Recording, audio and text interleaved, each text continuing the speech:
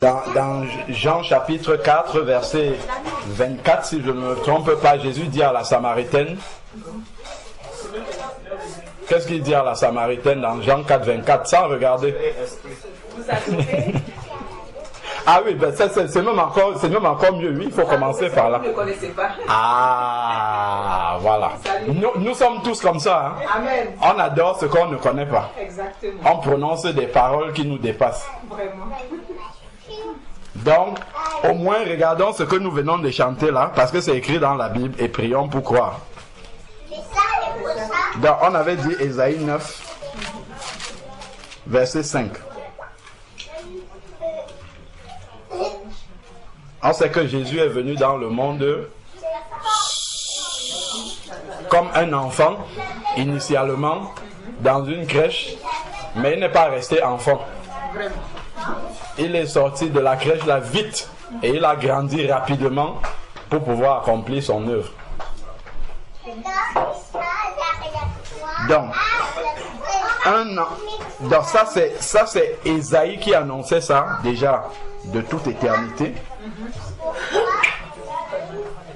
Car un enfant nous est né, un fils nous est donné. On sait que c'est Jésus-Christ. C'est comme ça que la venue de Jésus-Christ a été annoncée aussi dans le Nouveau Testament. Ça a été annoncé avec ces paroles-là. Un fils nous est né. Pourtant, il y avait beaucoup de fils qui naissaient en Israël. Hein. Vraiment. Parce qu'on peut dire, quand on dit un, ça veut dire que c'est quelqu'un de particulier. C'est pas un fils comme tous les autres. Bon, avançons. Et la souveraineté reposera sur son épaule. On l'appellera. Donc ça ramène à la chanson que nous venons de chanter là. Donc, on l'appellera Admirable. Conseiller. Oui. Dieu puissant. Père éternel. Merci. C'est écrit Père là-bas. Nous t'appelons Père. On a commencé par Jésus et après on dit que nous t'appelons Père. Amen. Et c'est écrit ici dans Ésaïe chapitre 9 verset 5. On l'appellera Père éternel. Et il n'y a pas deux pères dans la Bible. Il y a un seul Père. Il n'y a pas plusieurs pères dans la Bible. Donc on l'appellera Père éternel. Et après, ma soeur, fini comme tu as commencé. Donner à l'Empire. Non, sans avancer, c'est le verset 5, je crois que tu n'avais pas fini. 5, ok. On l'appellera. Donc, on l'appellera admirable. Amen. Conseiller. Dieu puissant. Amen. Père éternel. Alléluia. Prince de la paix. Voilà. Donc, Jésus est Dieu puissant. Amen. Il y a une sœur qui chante, c'est la sœur Ghislaine qui chantait. C'est pour ça qu'il faut qu'on fasse attention quand on chante. Écoutons ce qu'on chante. Parce que quand l'enseignement va venir, on va dire, mais il enseigne des hérésies. C'est faux ce qu'il enseigne. Alors que c'est ça qu'on chantait. Ghislaine, tout à l'heure, elle chantait Dieu puissant, El Shaddai. Si on a bien entendu. Après, elle a parlé El Léon, ainsi de suite. Ce sont les différents noms de Dieu. Et ça, on dit ici, on l'appellera Père éternel, Dieu puissant. C'est Jésus, l'enfant qui est né, qu'on appellera Dieu puissant. C'est El Shaddai, c'est ça. Hein? Donc, Jésus est El Shaddai, c'est ce qui est écrit ici. Le prince de paix. On a l'habitude de dire Yahvé, Shalom. On salue les gens, Shalom, Shalom. En fait, voilà donc le prince de paix. Donc, il est Yahvé, Shalom. Et Yahvé ne partage pas sa gloire avec quelqu'un d'autre. Donc ça ne peut être la même personne. Il n'y a pas un autre, ce n'est que lui. Vérité. Alléluia. Continuons. On a dit, dans le chant, on a encore dit, nous t'appelons qui? On a fini Père. Esprit. Allons dans Colossiens maintenant. Nous savons que Jésus est le Seigneur. Colossiens chapitre Colossiens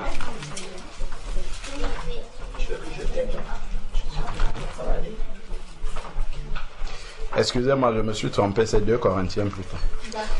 Ce n'est pas Colossiens. Alors, 2 Corinthiens chapitre 3 verset 17. Si quelqu'un peut lire. 3, 17. le Seigneur, c'est l'Esprit. Et là où est l'Esprit du Seigneur, là est la liberté. Amen. C'est écrit littéralement, le Seigneur, c'est-à-dire Jésus-Christ, c'est l'Esprit. Donc on ne parle pas des choses différentes. Quand on parle du Saint-Esprit, c'est Jésus-Christ qui est manifesté sous forme d'Esprit. Quand on parle du Père, c'est Jésus-Christ qui est manifesté sous forme de Père. Même dans l'Ancienne Alliance déjà.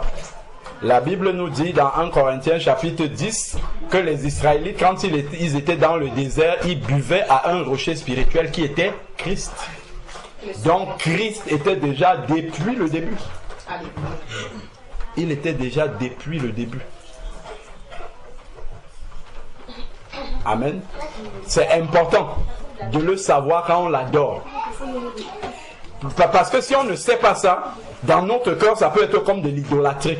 Parce qu'on ne peut pas adorer quelqu'un d'autre que Dieu. Donc si Jésus n'est pas pleinement Dieu dans notre cœur, nous sommes un idolâtre en fait. Pour la parole de Dieu, hein. Mais Dieu peut nous pardonner parce qu'on est ignorant, parce qu'on est dans l'ignorance, ou parce qu'on n'a pas encore cette révélation-là. Donc Dieu peut nous pardonner parce que c'est une question de révélation. On peut lire Luc chapitre 10 verset 22. Luc chapitre 10 verset 22.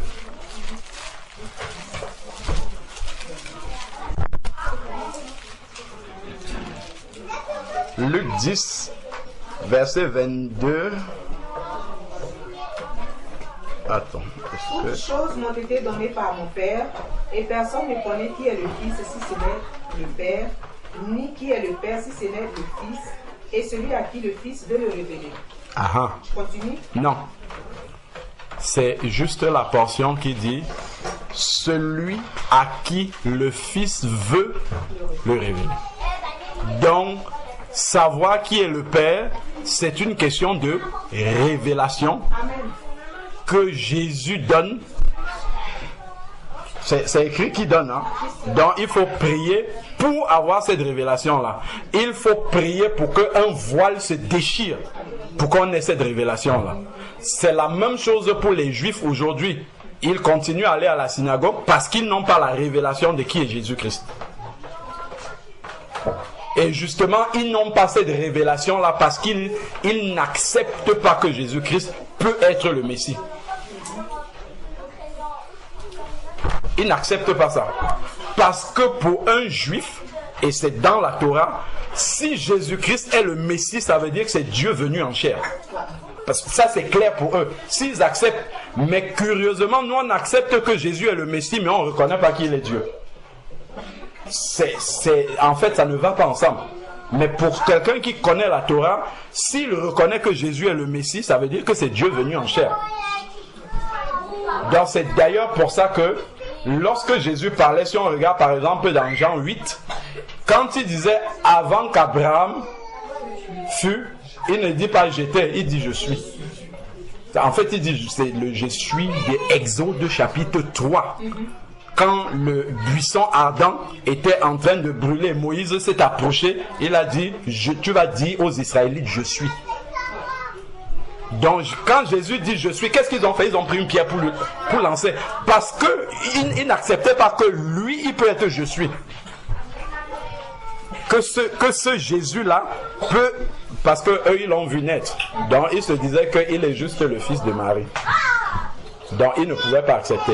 Mais nous on a un problème par rapport aux Israélites. Parce qu'eux ils comprenaient bien le langage de Jésus. C'est pour ça qu'ils voulaient le lapider à chaque fois. Ils comprenaient bien ce qu'il insinuait.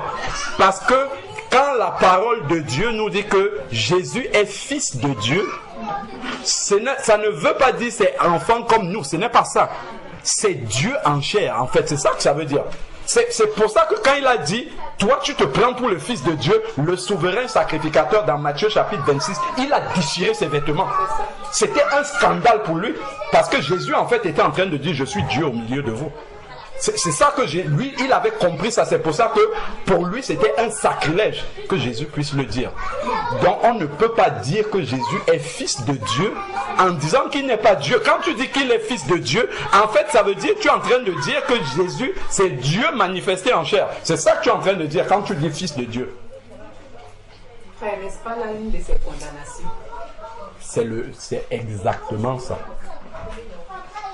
La raison pour laquelle on a condamné Jésus-Christ, c'est parce qu'il s'est réclamé comme étant le roi des Juifs. Il s'est réclamé comme étant le roi des Juifs. Or, dans la parole de Dieu, le véritable roi des Juifs, c'est l'Éternel. C'est pour ça que quand Pilate a mis, pour crucifier Jésus, il a mis, ici est le roi des Juifs. Les Juifs se sont énervés, ils ont dit enlever ça. Il faut enlever. Parce que pour eux, ça voulait dire voici l'Éternel. C'est ça que Pilate avait écrit. Hein. Et ça, c'est cohérent. C'est un païen, mais Dieu a fait des choses, a révélé des choses au travers des attitudes de Pilate. Lui-même, il faisait des choses sans le connaître, sans savoir ce qu'il était en train de faire. Parce que Pilate a dit, je ne trouve rien de mauvais en lui. C'est injuste. Vous me faites condamner injuste. Et seul l'Éternel est juste dans la parole de Dieu. Donc, Pilate a dit, ce qui est écrit, est écrit. Il n'a pas enlevé. Celui-ci est le roi des Juifs. Or, le roi des Juifs, c'est l'Éternel. L'Éternel est le roi des Juifs. Oui, merci. Dieu considère comme le roi des Juifs. Parce que les Juifs ne voulaient pas de Dieu comme roi. Comment? Les Juifs, dans le temps de Samuel, oui. Ils ne voulaient pas de Dieu comme roi. Ils ont voulu un roi comme toute nation. Oui, ils l'ont rejeté, mais ça ne dépend pas d'eux. Dieu les a choisis. C'est un peu comme si on voit ça par rapport au salut, par exemple. Dieu est le Dieu de tous les hommes. Même ceux qui ne l'acceptent pas. Les enfants de Dieu sont ceux qui ont reconnu que c'est leur Dieu. Même si tu ne reconnais pas, c'est ton Dieu quand même.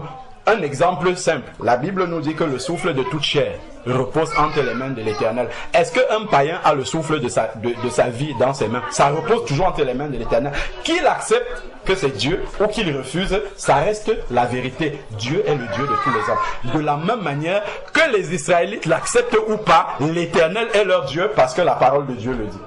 L'Éternel est leur Dieu. Et d'ailleurs, c'est lui qui est venu les sortir d'Égypte. C'est lui qui a fait tous les prodiges jusqu'aujourd'hui, encore au milieu d'eux.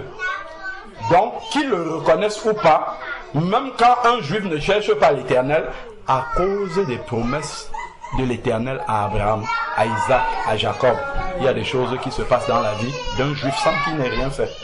Parce que Dieu a décidé qu'il en sera ainsi. Tout simplement. Ce qui ne veut pas dire qu'il est sauvé. Hein.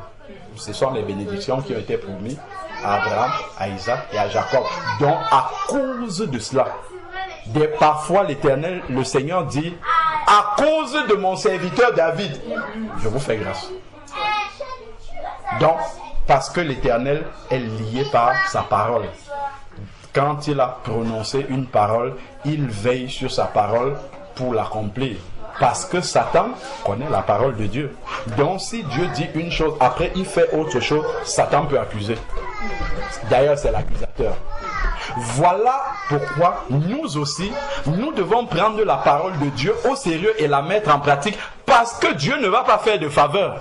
Si tu es un chrétien et que tu es adultère, Dieu va te condamner avec les adultères du monde. C'est écrit dans la parole. Parce que il est juste. Quand il va condamner les adultères du monde et qu'il va arriver chez toi et qu'il y a l'adultère dans ta vie, il sera obligé de condamner. Parce que s'il te saute, Satan, même étant dans le lac de feu, va dire attention, là tu n'es plus juste. Et le Seigneur, il est juste dans tous ses jugements. Donc voilà pourquoi l'Esprit de Dieu va toujours nous avertir. Lorsque nous sommes sortis du chemin du Seigneur, l'Esprit de Dieu va avertir en insistant. Parce que toi, tu es enfant de Dieu, tu as été mis à part par l'Éternel. Il faut que tu marches et que tu reflètes la vie de quelqu'un qui est mis à part. Parce que si tu continues à marcher comme autrefois, la condamnation repose sur toi. Romains chapitre 8, verset 1. Qui est coupé dans beaucoup de dans beaucoup de Bibles. Lisons Romains 8, verset 1. Beaucoup de Bibles n'ont pas la fin du verset alors qu'elle est clé. Romains 8, verset 1. Romains chapitre 8, verset 1. Il est écrit. Parce que quand quelqu'un sort des eaux du baptême, il pense qu'il peut continuer. Il fait ce qu'il veut. Jésus a tout accompli. Il attend l'enlèvement. Non, il peut être surpris. Parce que quand on voit les directives, on va en lire quelques-unes, les consignes que le Seigneur donne à ses enfants qui attendent son retour. Il faut être dans une certaine attitude. Il faut être dans une certaine... Ce n'est même pas dans une certaine, il faut être dans la sainteté, puisqu'il parle de venir prendre une église sans tache ni rien de semblable. Nous venons de dire que Dieu est lié par sa parole. Donc, il ne va pas laisser cette parole-là de côté. Il va venir avec cette parole-là. Il va dire, je vous avais dit que je viens chercher une église sans tache ni ride. Ce n'était pas une plaisanterie. Et je vous ai donné d'abord la sainteté parce qu'aucun de nous ne peut être saint par lui-même. Donc, le sacrifice de Jésus à la croix pour celui qui donne, qui vient soumettre sa volonté et qui passe par la repentance, il obtient le salut en Jésus-Christ, c'est-à-dire la nature de Jésus-Christ. C'est ça la nouvelle naissance. La nouvelle naissance, c'est quand la nature de Dieu vient habiter en toi. C'est à l'instant où l'Esprit de Dieu, qui est la nature de Dieu, entre en toi. C'est à cet instant précis que la nouvelle naissance se produit, parce que tu deviens quelqu'un d'autre. Tu es né de l'Esprit de Dieu. Tu as reçu la semence de Dieu. Donc, la nature d'Adam, qui avait été déformée par le péché, parce que Dieu a créé Adam à son image, mais à cause du péché, Adam n'était plus à l'image de Dieu, parce que Dieu n'est pas pécheur. Donc, nous sommes tous nés en Adam, c'est dit dans Romains chapitre 5 verset 12, c'est dit et lorsque nous nous repentons de nos péchés, Dieu envoie son esprit en nous. Lorsque l'esprit entre en nous, ça tue l'image d'Adam qui était là et ça restaure l'image de Dieu. C'est une très bonne question. On va lire dans la parole de Dieu ce que la parole de Dieu dit. Donc, lorsque Dieu envoie son esprit, lorsque son esprit entre en nous, c'est la nature de Dieu que nous avons reçue, dont nous devenons une nouvelle créature. Nous retournons à la ressemblance de Dieu comme Adam au début. Adam était-il libre d'obéir à Dieu ou pas? Comme nous. Dieu nous a ramenés à la nature d'Adam avant le péché. Il n'a pas ôté notre liberté.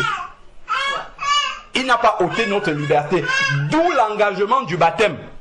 1 Pierre chapitre 3 verset 21 et suivant. Le baptême est l'engagement de bonne conscience vis-à-vis du Seigneur. Donc en fait, c'est l'engagement du baptême. Lorsque tu te souviens de cela, parce que quand tu es devant une situation, ce que le Saint-Esprit fait, c'est ce qu'il a fait à Adam. Le Saint-Esprit, Jésus l'a dit dans Jean chapitre 14, nous a été donné, l'Esprit de vérité viendra et il vous rappellera mes paroles. C'est ça le rôle du Saint-Esprit. Bon, on connaît le verset, sinon on peut le lire. Jean chapitre 14, où il a dit l'un des rôles du Saint-Esprit. Il y en a deux, au moins deux qui sont fondamentaux pour la nouvelle créature. Prenons Jean.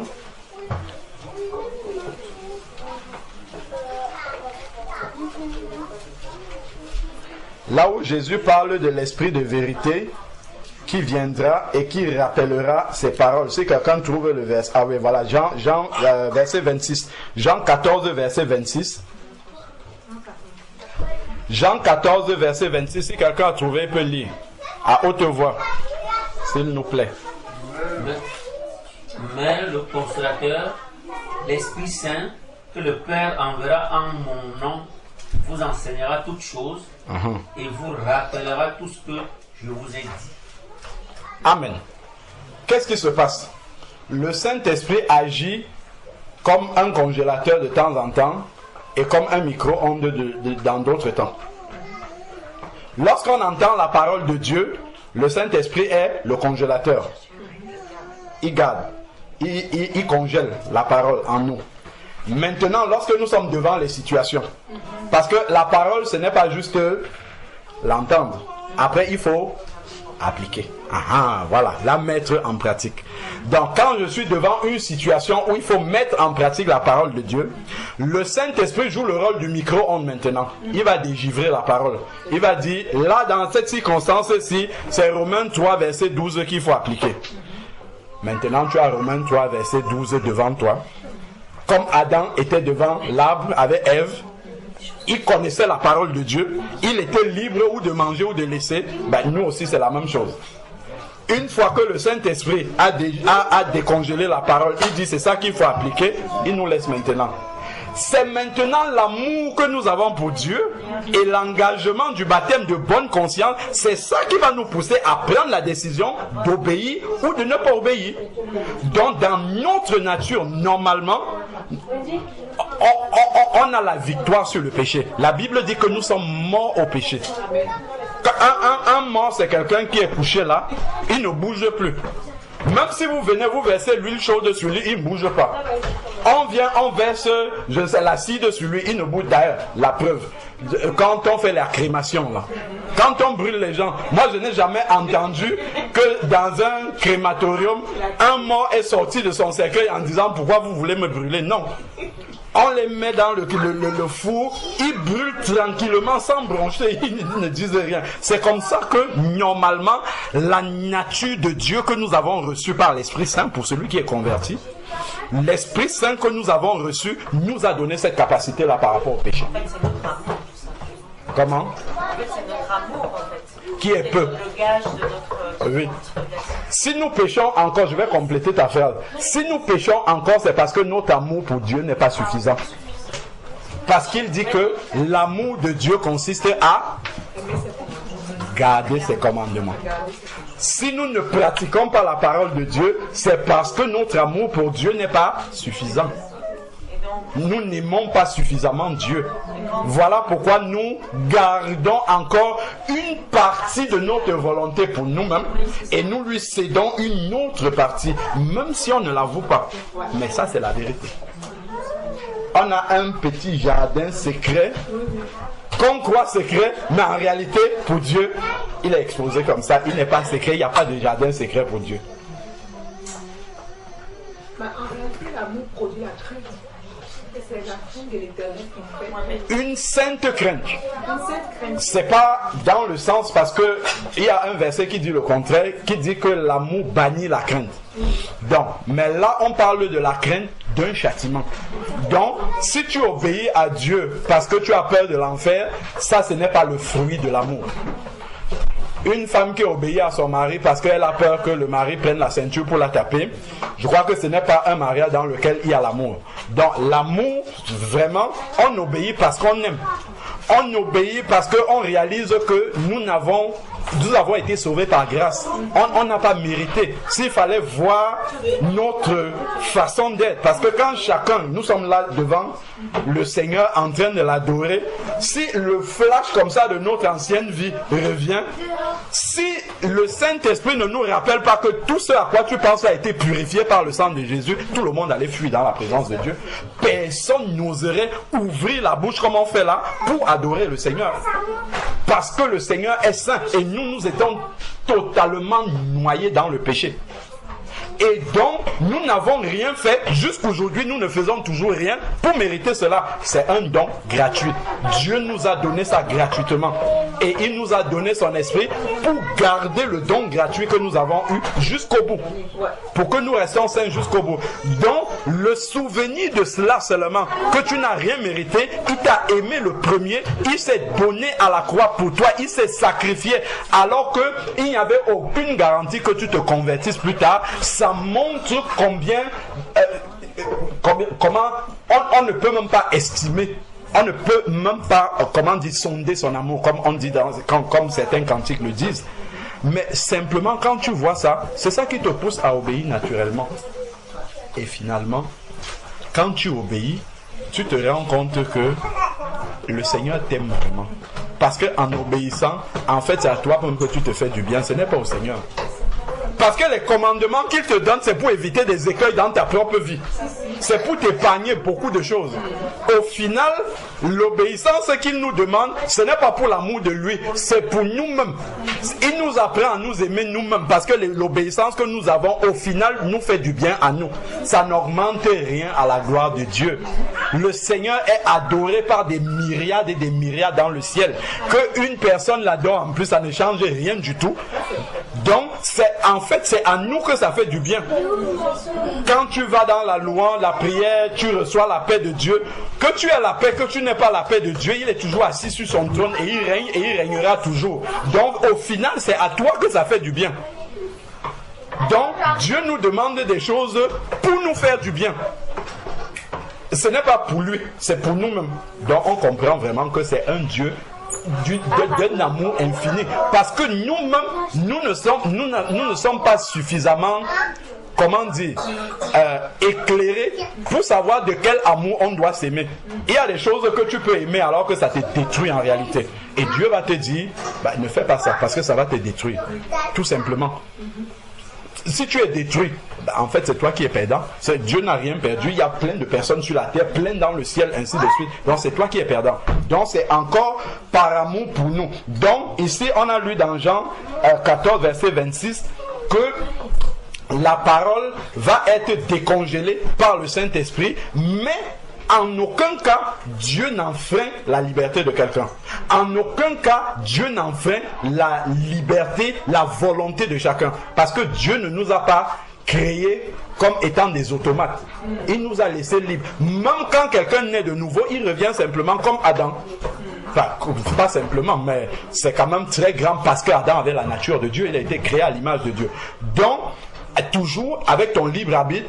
Et maintenant, le souvenir de tout ce qu'on vient de dire là, te pousse simplement, quand le Saint-Esprit t'a dit, voilà, c'est ça qu'il faut faire, par amour. En réalité, tu dis par amour pour Dieu, mais en fait, c'est par amour pour toi-même. Au final, c'est ça, hein? C'est par amour pour toi-même, il faut que tu obéisses. Parce que nous, on n'est pas plus sages que Dieu. Parfois, Dieu nous montre un chemin, on prend un autre. On pense que c'est bien. Et après, en avançant devant, on se rend compte que nous-mêmes, on a fait obstacle comme ça. Dieu voulait nous montrer le chemin. Nous-mêmes, nous nous sommes interposés. Là, on va se mettre à genoux maintenant. On dit, Seigneur, pardon. Je pensais être sage, mais au final, tu es beaucoup plus sage que nous. Beaucoup, beaucoup, beaucoup plus sage. Parce que Dieu voit loin, Dieu voit à l'échelle de l'éternité. Il voit tout notre marche. Et il y a une épreuve que Dieu peut permettre dans ta vie. Tu dis, mon Dieu, pourquoi le ciel est tombé sur ma tête? Alors qu'en réalité, si le ciel ne tombait pas sur ta tête, dans le sens où tu dis là, il te laisse comme ça, tu avances devant, tu vas même peut-être renier la foi. Parce que ce qui va te trouver devant, tu ne seras pas préparé à pouvoir affronter ça et tu vas peut-être renier la foi. Donc, Dieu permet que tu passes par là parce que ce chemin-là est indispensable pour toi. Amen. Pour te former pour la suite. Parce que lui connaît l'itinéraire du début jusqu'à la fin.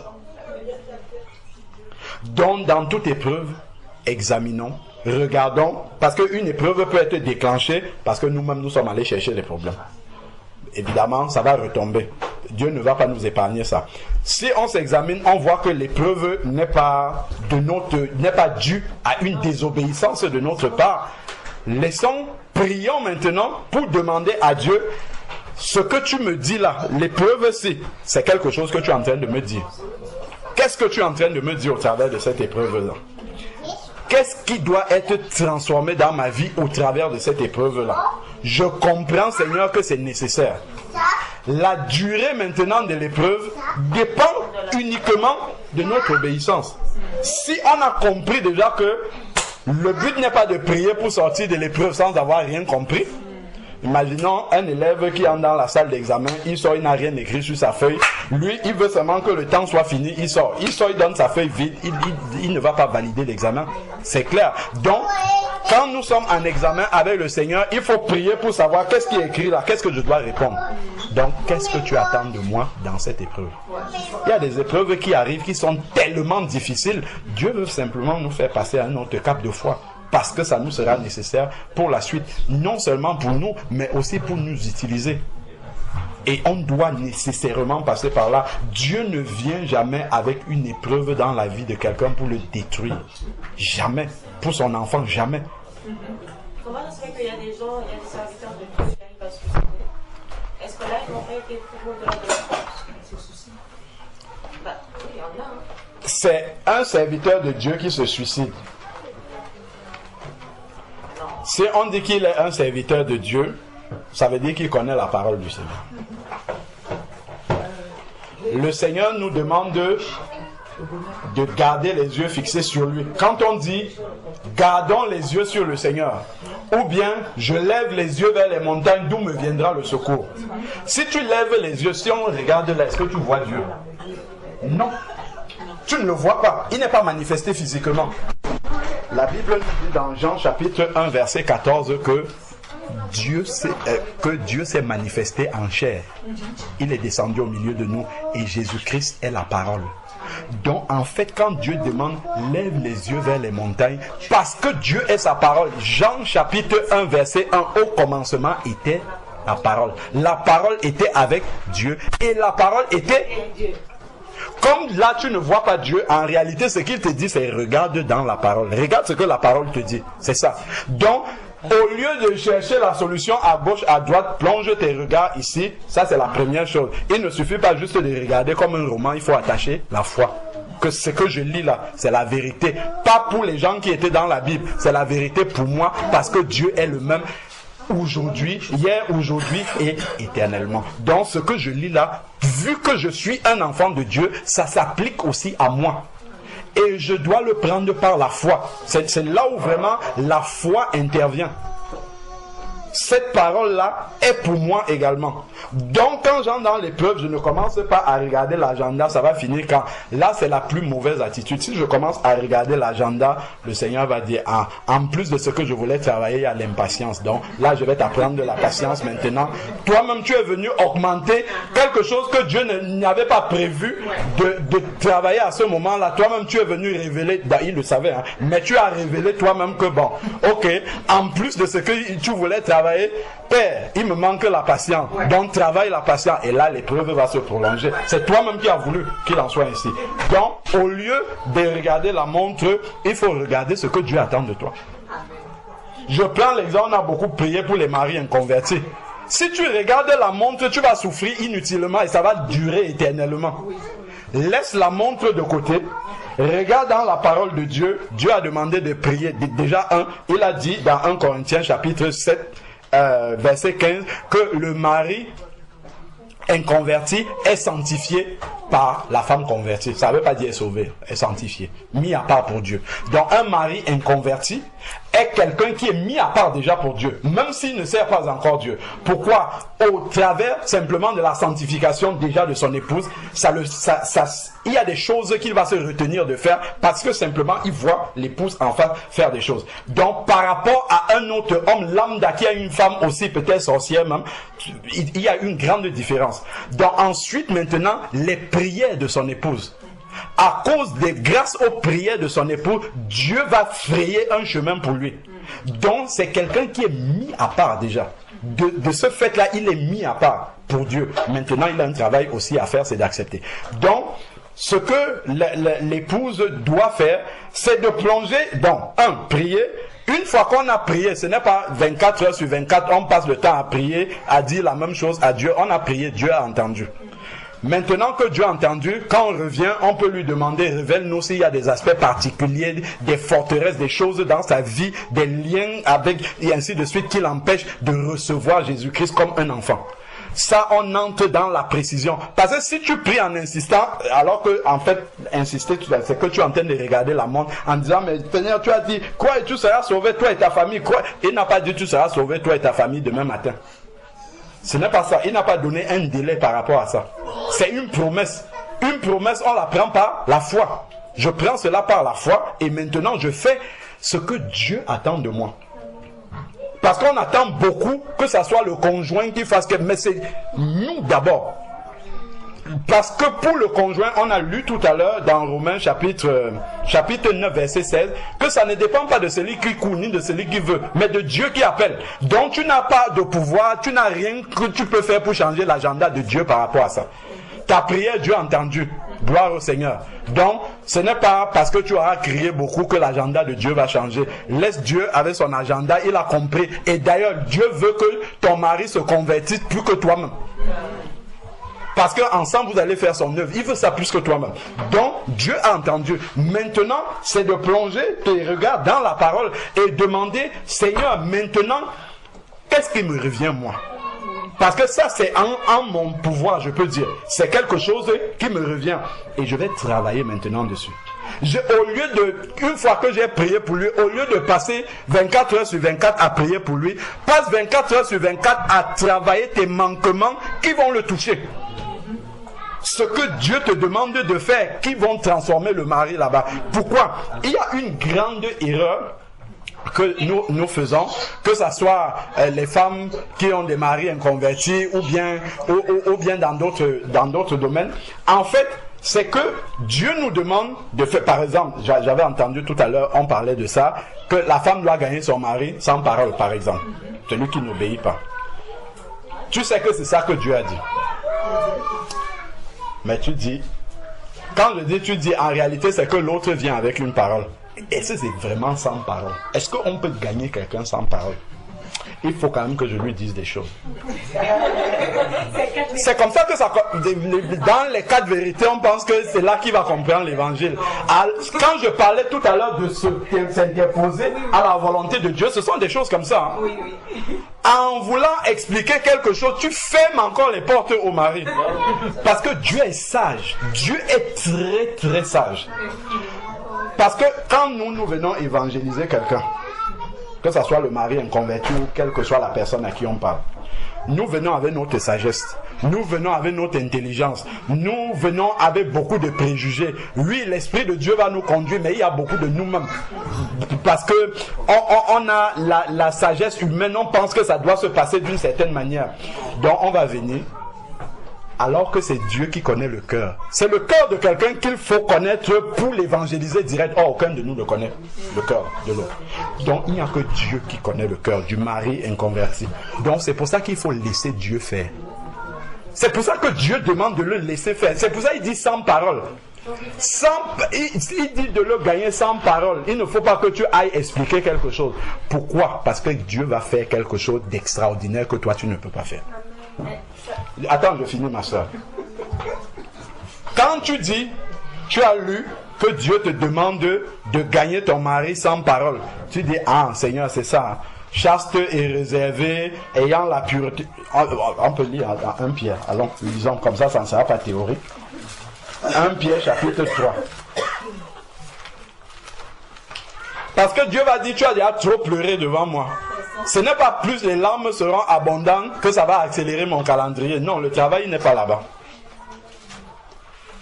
Nous devons venir dire, Seigneur, par rapport à ce que tu m'as demandé de faire, je crois que j'ai déjà un peu avancé. Qu'est-ce qu'il faut encore travailler? Avance encore dans tel domaine. Qu'est-ce qu'il faut encore travailler chez moi? Ainsi de suite. Et là, toi, tu ne sais pas ce que Dieu est en train de faire dans son agenda. À ce moment-là, tu ne viens pas pour négocier avec Dieu sur son agenda, parce que ça relève de sa souveraineté. On a chanté ici longtemps qu'il est souverain, il est souverain. Donc, ça relève de sa souveraineté. Donc, toi, en faisant le travail que tu es en train de faire, Dieu, dans cette souveraineté-là, juge si le moment est bon, favorable, propice déjà, pour amener ton mari à toi, pour amener ton mari à Christ. Parce que Dieu peut même retarder la conversion de ton mari parce qu'il y a des choses qui doivent travailler en toi. Il faut qu'il reste inconverti d'abord le temps que le travail soit fini chez toi. Parce que s'il se convertit, en même temps, il y a des résidus qui vont rester chez toi que Dieu, lui, veut travailler avant. Donc, tout ça là, ça montre... En fait, il faut faire confiance à la sagesse de Dieu. Il ne faut pas faire confiance à notre sagesse et nous dire non, entrer dans les raisonnements, mais comment on peut quand même faire ça, et plus on fait, plus on rajoute des blocages, des barrières. Et après on est étonné, on se dit mais pourquoi il ne se convertit pas? Ça fait si longtemps je demande à Dieu, Dieu n'entend pas mes prières. Alors que je fais une prière, je mets 2 barrières derrière, une prière, 4 barrières derrière, ainsi de suite, et forcément ça n'avance pas. Parce que moi-même je suis un obstacle à l'intervention du Seigneur. Parce que j'ai voulu faire intervenir ma propre sagesse, ma propre pensée. Je crois que mon mari va se convertir comme moi j'ai imaginé que ça doit se passer. Non. Non, ce n'est pas forcément comme ça que ça va se passer. Dans 1 Pierre chapitre 3, juste pour expliquer... Frère Alain, oui, je peux juste dire une chose très... Ah oui, non, vas-y, frère. Sans t'interrompre. En fait, c'était juste pour dire, mes soeurs, par rapport à une volonté de Dieu dans l'église, je parle pour toutes les soeurs, c'est que le Seigneur dit dans 1 Timothée chapitre 2, c'est juste la volonté de Dieu dans le corps. C'est pas pour stigmatiser la femme ou l'homme, mais c'est la volonté de Dieu. Et quand on aime Dieu, on s'y soumet avec amour. Et le Seigneur dit dans 1 Timothée 2, verset 11, que la femme écoute l'instruction en silence avec une entière soumission. Et dans 1 Corinthiens chapitre 14, le Seigneur dit que les femmes se taisent dans l'assemblée. Ça ne veut pas dire qu'une femme ne doit pas parler dans l'église. Parce qu'une femme a aussi les dons du Saint-Esprit, les paroles cantiques, etc. Dans 1 Corinthiens 14, l'apôtre Paul dit que si une femme a une question, qu'elle le garde pour son mari à la maison. Mais bien sûr, si le mari n'est pas converti, comme vous pouvez, naturellement. Donc ça ne concerne pas ça concerne pas les femmes qui ont un mari inconverti. Là, elles peuvent le poser dans l'église. Mais comme le Seigneur dit que la instruction en silence, il faut demander à celui, par exemple, qui apporte la parole, frère, j'ai une question, est-ce que je peux parler? C'est juste ça en fait. Voilà. Amen. C'est juste une précision que je souhaitais apporter parce que la Bible dit que Dieu est un Dieu d'ordre et non de désordre. Et c'est vrai que Dieu nous connaît mieux que nous-mêmes parce que moi j'ai remarqué que très souvent ce sont les sœurs qui interrompent le frère qui enseigne. Dieu connaît notre cœur mieux que nous-mêmes. Il ne dit pas que les frères, il parle précisément aux femmes, il dit que les femmes se taisent dans l'assemblée parce que Dieu connaît le cœur de la femme, il connaît le cœur de l'homme. Il sait que l'homme est plus prompt à se garder et que la femme, elle est plus prompte à parler rapidement. Donc Dieu dit, c'est pour ça par exemple, même par rapport à la convoitise, Dieu sait que par rapport à la convoitise, le paraître et tout, il connaît l'homme mieux que lui-même. Il sait que la femme est un peu plus sensible. Donc il va mettre plus l'accent sur la femme. Ça ne veut pas dire que ça ne concerne pas l'homme, hein. Mais il sait que la femme est un petit peu plus touchée, donc il va plus mettre l'accent sur la femme. Donc c'était juste ça que je souhaitais dire. Juste Amen. Donc notez les questions. Et après, je vais résumer ce que le frère a dit. Notez dans les questions et à la fin, on revient sur les questions et puis peut-être des questions pratiques, hein, si vous bloquez à certains niveaux. Sœur Bernadette, tu voulais poser une question à Gilles? Non, c'était par rapport à ce que tu disais, parce que moi j'ai remarqué des choses que déjà à la télé, quand il y a une interview, il y a un couple, mais c'est toujours la femme. Tout à fait, exactement. Dieu nous connaît mieux que nous-mêmes. Amen. Amen. Quand tu vois des choses dans la vie, tu te dis, mais Dieu est sexiste. Est-ce qu'on peut penser que Dieu est sexiste? Non, Dieu aime hommes et femmes. Mais il nous connaît mieux que nous-mêmes, il connaît les sentiments de nos cœurs, ce que la chair de chacun a comme caractéristique. Donc c'est pour ça qu'il dit plus, parfois c'est l'homme, certaines choses, parfois c'est la femme. Mais la volonté de Dieu, on sait qu'elle concerne tout le monde au fond. Amen. C'est lui qui a sorti la côte d'Adam. Donc il connaît mieux comment cette côte-là, là où il a pris, et comment elle est constituée. Exactement. Adam même dormait, donc lui il ne sait pas comment la côte là est. Donc même l'homme, nous là, les humains, on ne connaît pas comment la femme est. Et comment nous-mêmes nous sommes. Mais Dieu qui sortait la côte, comme le médecin qui nous opère, il sait qu'en opérant, il voit, hey, il y a aussi le foie qui est touché, il y a aussi ça qui est touché. Donc il connaît bien l'intérieur, il sait comment nous sommes. Et donc il donne ses commandements en fonction de comment nous sommes. C'est pour ça qu'il va dire, femme, faites ceci. Marie, faites ceci, ainsi de suite, en fonction de la manière dont notre cœur est. Bon, donc c'était une parenthèse. 1 Pierre chapitre 3. 1 Pierre chapitre 3.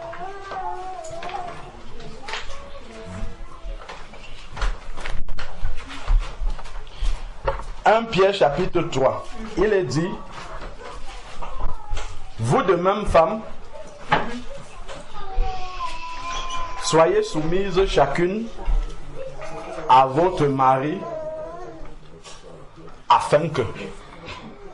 Donc il y a un but. Il y a une conséquence. Il y a quelque chose qui va être déclenché. Donc afin que, ça introduit la conséquence de la soumission. Parce que la soumission va déclencher quelque chose. Donc, et c'est ce quelque chose-là qui vient à la fin. Il dit afin que même si quelques-uns n'obéissent pas à la parole, qu'ils soient gagnés. Donc la soumission pour une femme qui a un mari qui n'obéit pas à la parole, qui n'est pas converti, est une arme spirituelle redoutable pour déclencher qu'il soit gagné, pour gagner le mari. C'est une arme de Dieu. Si maintenant Dieu lui nous donne son arme, on prend, on regarde la cible. On dit l'arme de Dieu, si ça ne peut rien faire à cette cible-là, je connais mon mari, il est trop coriace, ça là, c'est pas la peine, je vais appliquer mes méthodes, boum, on va se cogner sur le mur. Parce que cette parole-ci ne dépend pas de si ton mari est le plus difficile du monde ou pas. C'est pour tous les cœurs de tous les maris qui existent. Cette parole-ci s'accomplit dans tous les cœurs de tous les maris. Je me rappelle d'un frère qui venait souvent nous rendre visite là. Le frère nous témoignait comment sa femme s'était convertie. Elle allait dans ce qu'on appelle les églises de réveil. Il a mené la vie difficile à cette femme-là. Tellement difficile à cette femme-là. Même quand on lui parle, il ne voulait même pas entendre parler du Seigneur. Encore moins même d'aller par curiosité voir où elle prie. Un jour, par grâce, il a accepté une invitation de quelqu'un qui lui a demandé de venir au moins par curiosité voir comment ça se passe. Il ne savait pas que ce jour-là, il avait rendez-vous avec l'Éternel. Il est arrivé, il a entendu la parole. Dieu l'a attrapé. Ce n'est pas toi qui peux attraper ton mari. C'est Dieu qui peut l'attraper. Dieu l'a saisi là où il était dans le lieu de prière.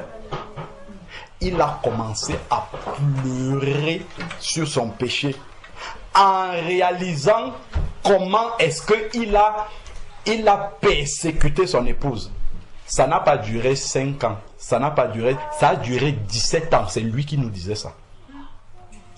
Pendant 17 ans, il a mené la vie dure à sa femme. Quand il a commencé à pleurer sur son péché, le culte est fini, il pleurait toujours. On l'a laissé dans la salle. Le culte, c'était le matin à 9h. Il est resté jusqu'à 17h, il nous a dit. À pleurer sur son péché. Aujourd'hui, c'est quelqu'un qui est converti totalement, radicalement, tout dans sa vie. Il a même créé une société où il a donné le nom Shalom. Il travaille dans l'imprimerie, il imprime des cartes. Il a appelé sa société Shalom, ainsi de suite. Il est totalement noyé dans l'évangile. Si une telle femme avait voulu agir par elle-même, ça se trouve les 17 ans, peut-être la femme a voulu agir par elle-même, et ça a duré aussi longtemps. Si elle avait cédé depuis le début, obéi au Seigneur, la volonté de Dieu n'est pas que ça dure une éternité, c'est que rapidement, ça soit...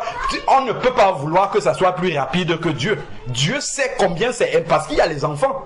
Il y a les enfants qui sont là qu'il faut éduquer dans le Seigneur. Parce qu'il y a des versets par rapport à ça. Instruis l'enfant selon la voie de la justice. Si la maman montre un chemin, le papa montre un autre chemin, ça fait le désordre dans la famille. Or, Dieu ne veut pas qu'il y ait le désordre. Donc, Dieu ne peut que vouloir plus vite que nous, plus vite que vous, mes sœurs, que le mari se convertisse rapidement et qu'il prenne sa place. Et qu'il prenne sa place de celui qui conduit spirituellement. On sait bien qu'une société où il n'y a pas le chef, c'est le désordre complet. Donc Dieu ne peut vouloir ça, il ne peut vouloir ça que plus que nous. C'est important déjà de le savoir.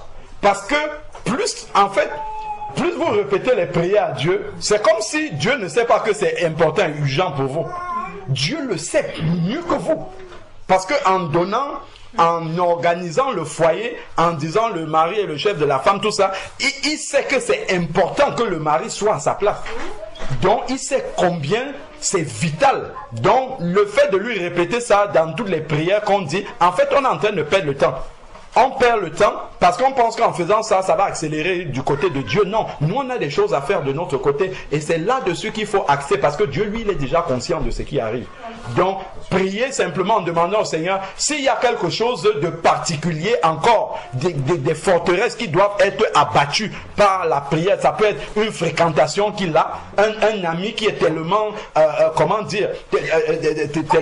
tellement englué dans des choses qui l'entraînent et qui le cristallisent. Ça peut être qu'il a honte de ses fréquentations parce que le jour où il va se convertir, les amis qu'il fréquente vont le rejeter ou bien en tout cas se moquer de lui dans un premier temps. Il ne sait pas encore que en fait il va les perdre au final. Donc, et à cause de ça seulement, il se met, parce qu'il ne peut pas imaginer que devant ses amis, il peut assumer qu'il croit en Dieu. Parce qu'on va dire, mais attends, toi tu crois aux bêtises comme ça, c'est comme ça qu'ils disent. Excusez-moi l'expression. Donc, seulement à cause de ça, l'homme est orgueilleux. Hein? L'homme est très orgueilleux. Donc, à cause de ça seulement, ça peut être un blocage. Et ça peut être quelque chose que Dieu te révèle lorsque tu es en train de prier pour toi-même. Pour que Dieu t'aide à grandir dans ce qu'il attend de toi. Il va te révéler que, pour lui là, voilà ça là. Ça, c'est un blocage pour lui. Donc, prie par rapport à ça pour que ça parte. Ce sont des prières ciblées maintenant comme ça qu'il faut faire pour le mari. Ce n'est plus de revenir rabâcher la même chose à Dieu tout le temps. Donc, quand le souvenir, Dieu a déjà entendu. C'est simplement, s'il y a une cible particulière qu'il faut abattre, là, on va prier pour ça. Mais, plus... regardez ce que Dieu attend de nous. Parce que ça va être plus accéléré que ce que nous on veut faire. Donc, continuons dans 1 Pierre. Donc, il dit la soumission afin de gagner sans parole par la conduite de leur femme. Que ceux qui n'obéissent pas soient gagnés par la conduite de leur femme. En voyant, verset 2, votre conduite pure. Ça là déjà, c'est un grand sujet de prière. Pour une sœur. Être pure dans toute ma conduite. Les gens ici là peuvent voir que je suis saint. N'est-ce pas? Que j'ai une bonne conduite. Allez demander à ma femme. Elle va vous donner une liste de défauts comme ça là. Tellement non. Pourquoi? Parce que c'est quelqu'un qui vit avec toi. Et Dieu te demande d'être pur. Pas devant les autres, devant celui qui vit avec toi tous les jours. Ça, c'est pour nous dire combien grand est ce sujet de prière. Est-ce qu'on imagine un peu? Parce que le conjoint est toujours prompt à critiquer. Hein. Il peut apprécier les sœurs. Moi, je peux apprécier les sœurs ici. Mais pour faire un compliment à ma propre femme, il faut qu'elle ait dépassé le tableau. C'est comme ça. Donc juste ça, qu'elle ait une conduite, puis regardez un peu le travail que ça demande. Donc si tu laisses ça pour aller prier, Seigneur, qu'ils se convertissent, alors que là seulement ça, avoir une conduite pure pour que le mari voie et soit touché, mais ça demande une mort de la chair complètement. Là c'est vraiment accepter que sa chair passe vraiment au crible. C'est entrer dans une mort totale de la chair. Une mort complète. Pourquoi? Sachant qu'en face, lui, il ne comprend pas ce que tu fais. Donc si dès que tu te soumets un peu, tout de suite tu retournes dans la prière, tu réclames déjà le dû. Seigneur, voilà, je me suis soumis là, mais je ne vois pas, ça ne bouge pas. Ah, là tu révèles encore que tu es impatient. Tu rajoutes encore du délai dans le temps que Dieu lui l'avait prévu. Donc soumets-toi, non pas parce qu'il faut que l'agenda avance, soumets-toi, tu laisses. Le Seigneur a dit qu'il soit gagné. Donc pour l'agenda de quand est-ce que ça va aboutir, Dieu s'en occupe. Donc ici là, il dit la conduite pure. Ça c'est un grand sujet de prière, comme on a dit, et respectueuse. La femme respecter son mari. On ne parle pas d'un mari parfait. C'est facile de respecter les frères ici, parce que les frères marchent un peu dans l'obéissance, ou bien on n'est pas directement confronté à eux. Mais respecter un mari dont on voit vraiment que là il est complètement à côté de la plaque, ça demande une mort complète. Le Seigneur ne demande pas de le respecter parce que lui fait ce qui est bon. Il demande de le respecter parce que c'est le mari, point barre. À la ligne. Et Dieu est sage.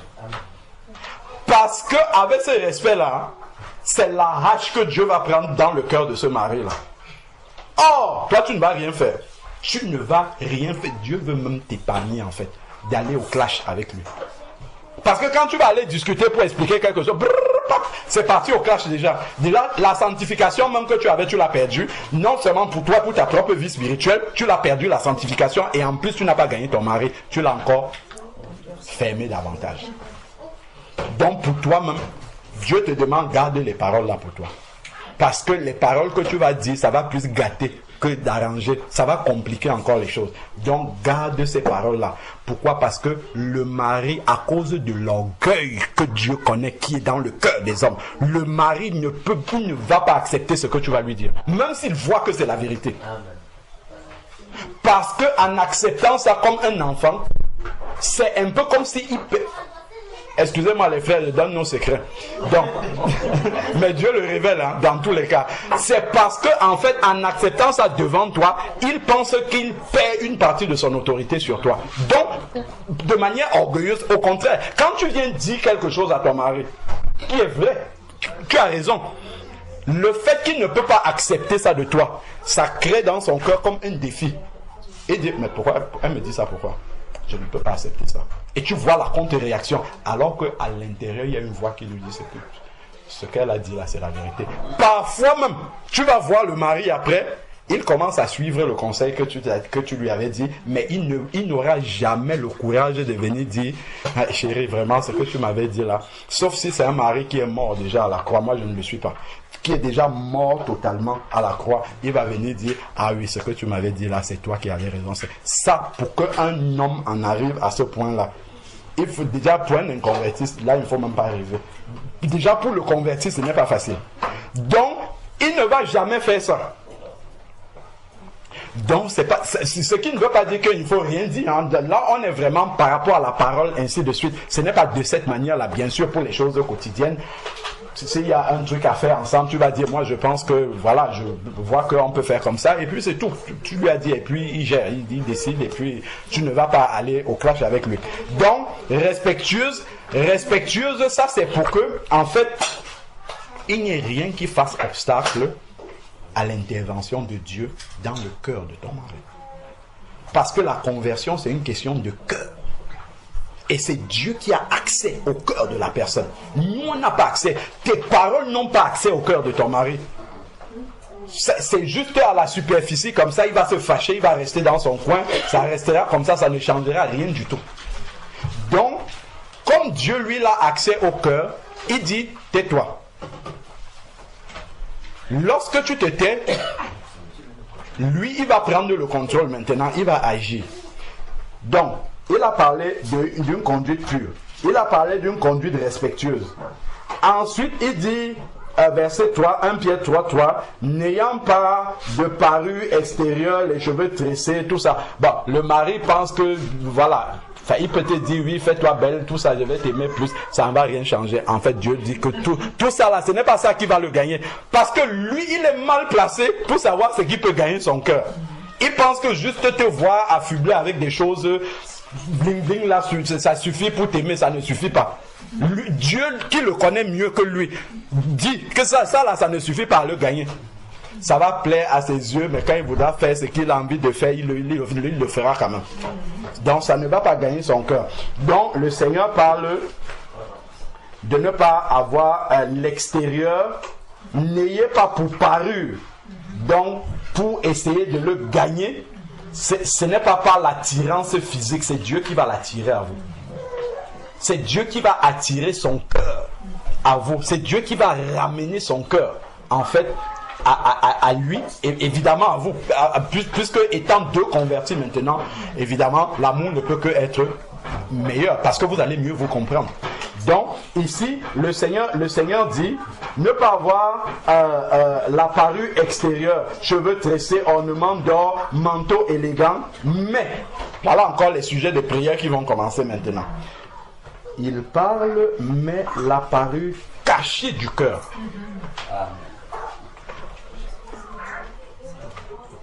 C'est dans votre cœur, en fait, que la richesse est.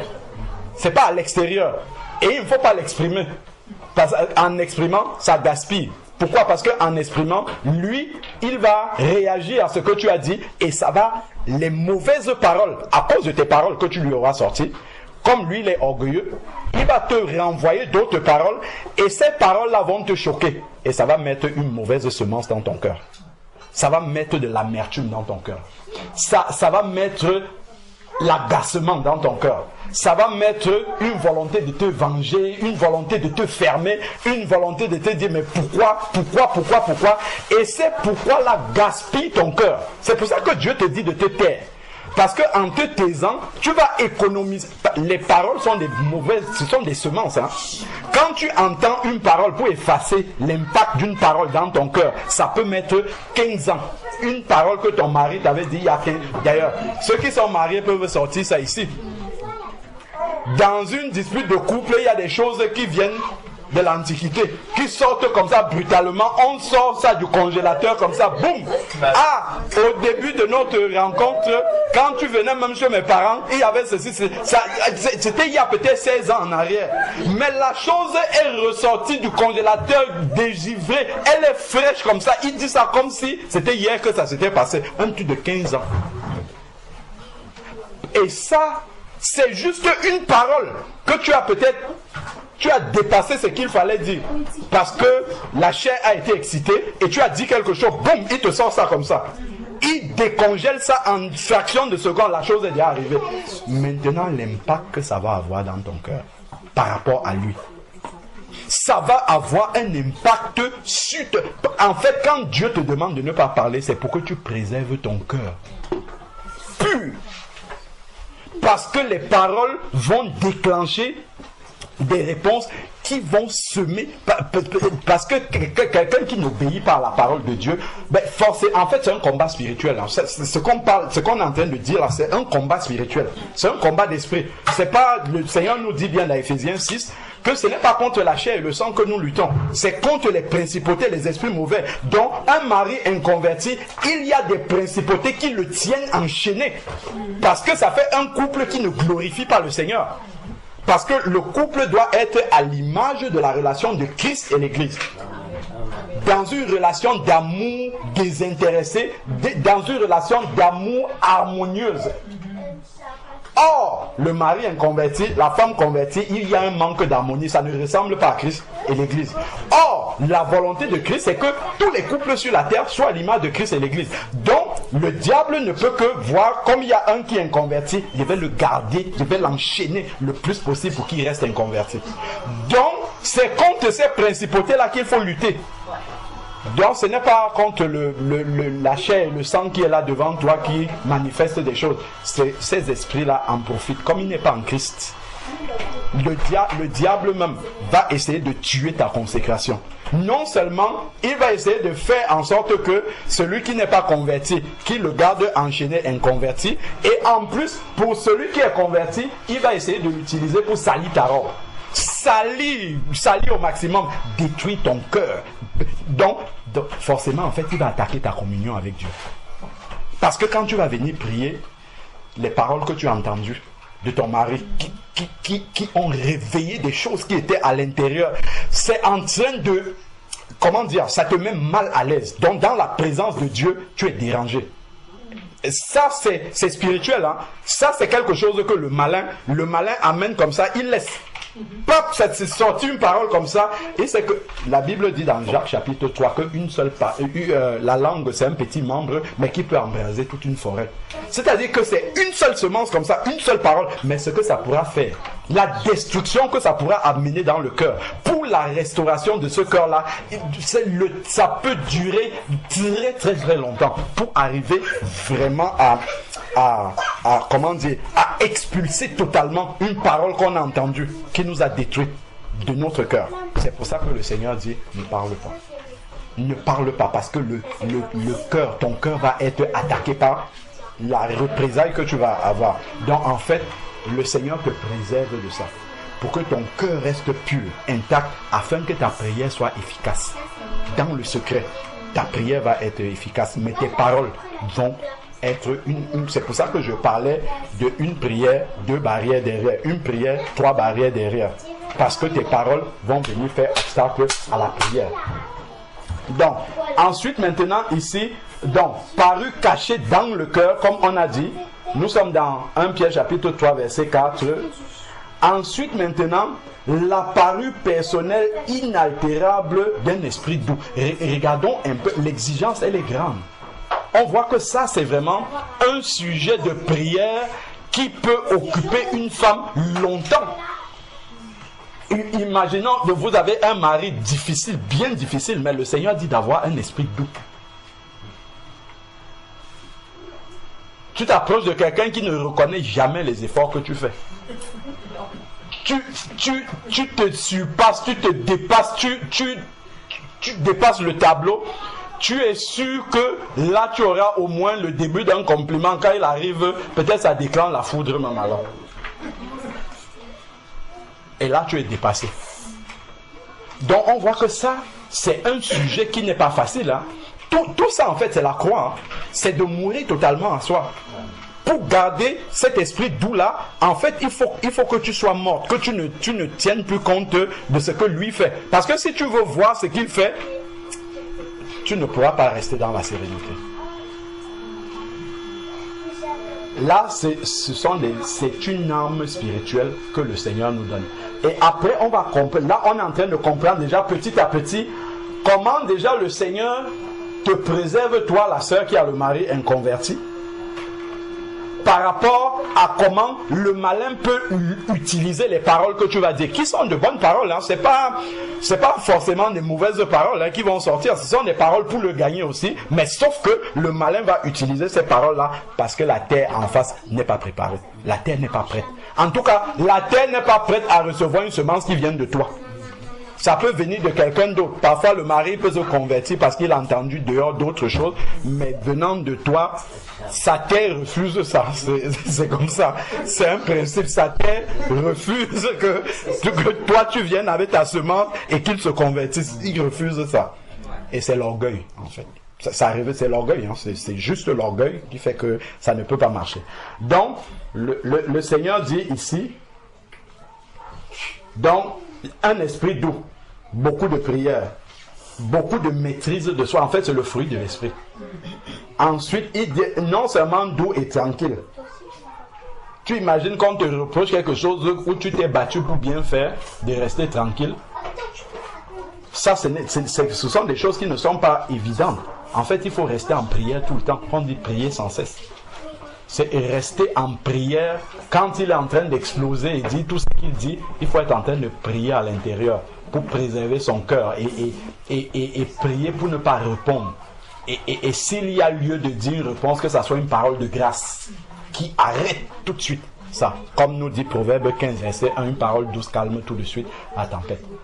Si on sent que ce qui va sortir va gâter, il vaut mieux, il faut laisser. C'est pourquoi le Seigneur demande de laisser. Il faut laisser. Donc ensuite maintenant, ici là, il dit, bon, à grand prix devant Dieu, il dit, la parure d'un esprit, la parure personnelle inaltérable d'un esprit doux et tranquille, voilà qui est d'un grand prix devant l'Éternel. C'est pas un grand prix devant les hommes. Ce n'est pas d'un grand prix devant le mari, au contraire. Ah, mais toi, tu ne te défends plus, n'est-ce pas? Tu me querellais ici, maintenant je parle. Le diable va l'utiliser pour t'exciter. Mais toi, tu discutais avant, non? En fait, ce sont ces esprits-là qui sont en train de parler. Parce que justement, tu as pris l'engagement de commencer à obéir. Il ne faut pas croire que ce qu'on dit là, tu vas pouvoir obéir et en face, tu auras une approbation. Mais non, loin de là. Tu auras ces esprits-là, quand ils te voient commencer à te soumettre comme ça, vont le titiller pour attaquer en fait ton obéissance. En excitant, mais tu ne parles pas, tu ne réponds pas, donc vraiment quelque chose qui va te faire exploser à un moment donné. Il faut déjà être conscient de ça. Et ça justement, ce sont des sujets sur lesquels il faut concentrer la prière. Lorsque vous êtes dans sa présence et que ces paroles-là arrivent comme ça, de rester centré sur le Seigneur, les yeux fixés sur Christ, et dire que ce que je suis en train d'entendre là, je sais que ce sont juste des paroles diaboliques pour me faire sortir de cette obéissance là et perdre le combat définitivement. Donc, Seigneur, je te fais confiance que tu es au contrôle. Si tu as dit dans ta parole qu'il faut que je me taise, je sais que là, c'est toi qui es en train de combattre pour moi. Et je sais que si tu combats, tu es victorieux, forcément. C'est ça qu'il faut garder à la pensée à ce moment-là, plutôt que d'essayer de se défendre. Il faut réaliser que lorsque je ne me défends pas, le Seigneur, lui, il est en train de me défendre. Le Seigneur est en train de faire le travail. Parce que si tu oublies ça, tu vas seulement te dire, d'ailleurs, ça c'est la mauvaise pensée que le diable va te donner à cet instant. Mais pourquoi tu ne te défends pas? Défends-toi, tu as le droit aussi, ainsi de suite. Et là, une fois que tu vas commencer à parler les premières paroles, ben la chair est là. La chair va s'exciter et après, tu vas te retrouver dans une colère. Après la colère, là, va maintenant te mettre pour prier. Là, la relation avec Dieu, c'est de la prière, ça devient difficile. Après, tu vas maintenant prier pour que Dieu te donne le courage pour revenir lui demander pardon alors qu'il a tort. Et tu sais qu'il a tort. Mais comme toi tu pries, tu sais que c'est toi qui dois aller lui demander pardon parce qu'il ne va jamais te demander pardon. Et c'est toi encore qui dois aller. Donc vous pouvez économiser les demandes de pardon qui sont difficiles à faire en se taisant. Parce que retournez voir quelqu'un à qui vous allez demander pardon et vous savez que demain il va refaire la même chose et que c'est lui qui a tort, ça ce n'est pas évident. Ce n'est vraiment... Parce que la chair est là, mais pourquoi dit-il il avait tort quand même? Bon, tu peux laisser. Ça c'est ce qui se passe à l'intérieur. Mais sauf qu'en laissant, ben, la prière, quand tu arrives devant le Seigneur, tu es bloqué. Parce qu'il y a un manque de pardon. Tu ne peux pas aller demander pardon. Donc, tout ça, ce sont des choses qui paraissent anodine comme ça, mais c'est un grand combat spirituel. C'est vraiment un grand combat. Ça a commencé depuis le jardin d'Éden. Hein. Ce n'est pas pour rien que Satan, il arrive comme ça, il laisse Adam pas demander à Ève. Il savait que ça va amener le désordre dans le couple. Donc, ensuite, maintenant, ici, là, il va dire, ainsi se paraît autrefois les saintes femmes qui espéraient en Dieu, soumises à leur mari, telle Sarah, qui obéissait à Abraham et l'appelait mon Seigneur. Ça c'était au temps de la Bible, dans la Genèse. Ça, on ne peut plus dire ça à un homme aujourd'hui. Là déjà, je ne l'appelle pas Seigneur, je vois déjà comment il est. Si je l'appelle mon Seigneur, alors là maintenant, ça va être la catastrophe totale. Ça, c'est ce que le malin va mettre dans ton cœur à ce moment-là, qu'il n'essaye même pas. Alors, si tu tentes de lui dire ça, alors, là, il va remplir la mamie, comme on dit, il va exploser seulement. Là, tu n'auras plus rien à dire à ce moment-là. Alors que Dieu sait ce qu'il est en train de faire. En fait, Dieu est en train de... Quand on fait ça, Dieu, lui, il utilise ça pour casser son orgueil. Pour casser son orgueil complètement. Parce que c'est ça, en fait, qui freine la conversion d'un mari. C'est l'orgueil. C'est l'orgueil qui est dans le cœur. Parce que pour la plupart de maris inconvertis, ils pensent que la conversion est un signe de faiblesse. Ce sont les faibles qui se convertissent. Ce sont les gens qui n'ont pas la personnalité, se battent. Donc ce sont les gens un peu... Voilà. Ils peuvent faire croire en quelque chose. Voilà. Donc ça, c'est un truc de femmes. D'ailleurs, ça se vérifie. Hein. Il y a combien de frères? Il y a toujours beaucoup de sœurs. Peu de frères. Peu comme ça. Peu. Très très peu. Mais beaucoup de sœurs. Ça c'est un truc de femmes, ça c'est des femmes, elles ne savent pas, elles sont sensibles. Donc voilà, en fait c'est l'orgueil qui fait ça. Donc, et Dieu, comme Dieu lui sait, il sait ce qu'il y a dedans, c'est pour ça qu'il te dit, ma fille, laisse ça de côté, moi je vais travailler ça. Je vais mieux travailler. Donc, l'arme que moi je te demande de faire, c'est de travailler sur ton silence, le ministère du silence. C'est pas un ministère facile, hein, le ministère du silence. Donc, pour compléter ce que le frère Gilles disait, quand Dieu demande à la femme de se taire en assemblée, c'est pour l'entraîner déjà à se taire dans le foyer. Parce que ça sera un peu plus facile de se taire à l'assemblée que de se taire dans le foyer. Donc, elle s'entraîne déjà dans l'assemblée afin qu'à la maison, ça soit un peu plus facile de se taire. Bon. Donc, maintenant, ici, là, donc elle appelait le mari Seigneur. Et ensuite on dit, c'est d'elle que vous êtes devenus les descendants. Il y a une condition. Si vous faites le bien sans vous laisser troubler par aucune crainte. Parce que le fait de se soumettre comme ça, il y a une crainte qui peut venir dans le cœur. Et se dire, ah, j'ai fait ça, qu'est-ce que ça va me donner? Ça va plutôt empirer, il sera plus orgueilleux, il sera plus hautain, il se croira tout permis parce que je ne réagis pas. Mais il faut laisser le Seigneur faire. Qu'est-ce qui se passe donc quand la femme se tait? Lorsqu'elle se tait, en fait, elle a livré tout entre les mains du Seigneur. Elle vit la parole. Donc, elle est une parole vivante pour le Seigneur. Sans dire quelque chose, sans dire je suis en train de faire ça, mais elle vit la parole. Et maintenant, ce qui va se passer, c'est que le Saint-Esprit, Jean chapitre 16, verset 8, qui convainc de péché, de justice et de jugement, va prendre le caractère, le comportement que tu as adopté. L'obéissance, voilà. Il va prendre ton obéissance à la parole de Dieu.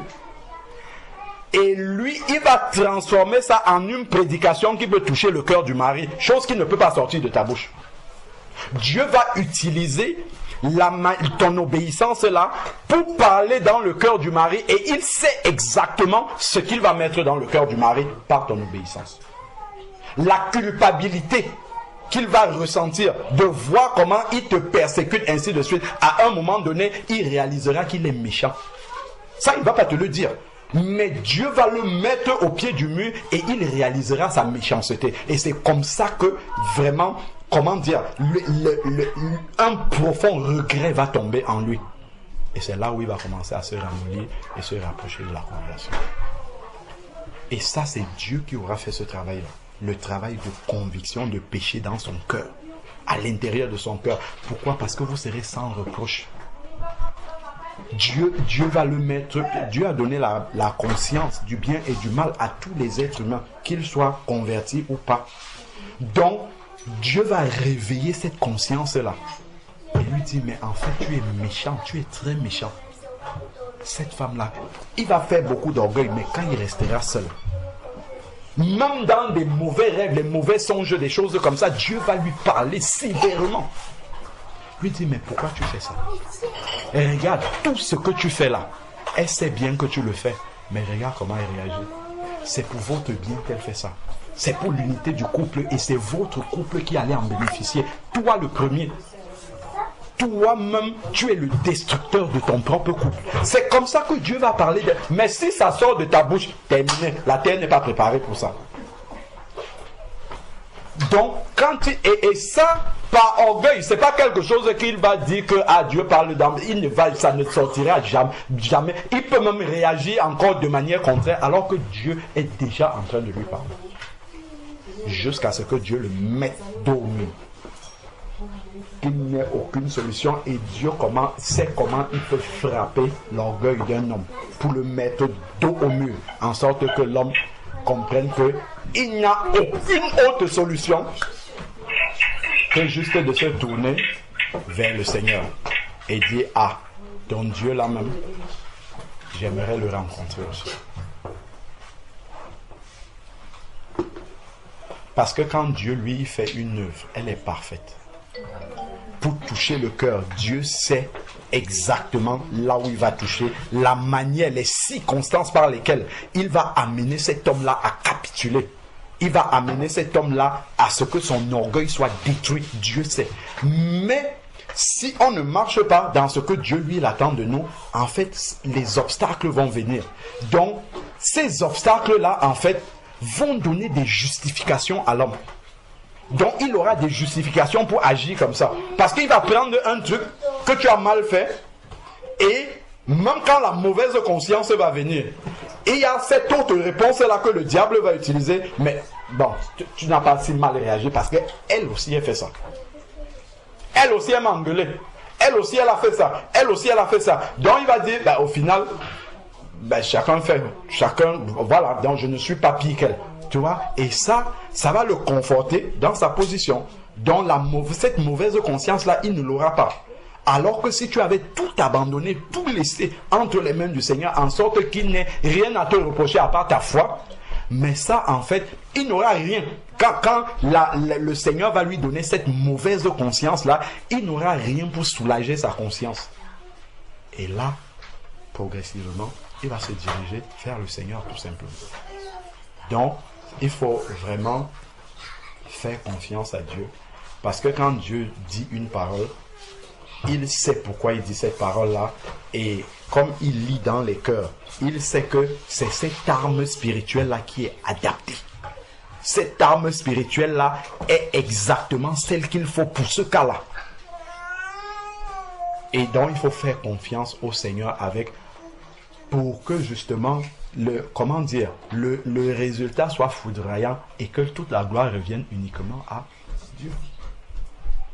Tu ne vas jamais dire j'ai converti mon mari. Ça, c'est Dieu qui l'a converti.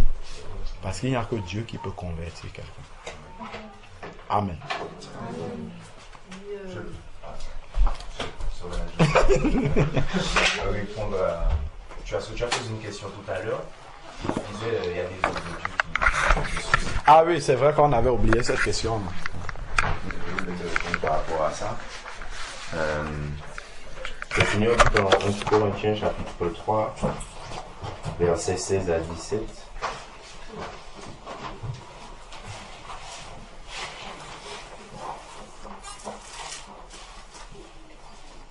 Corinthiens 3, versets 16 à 17.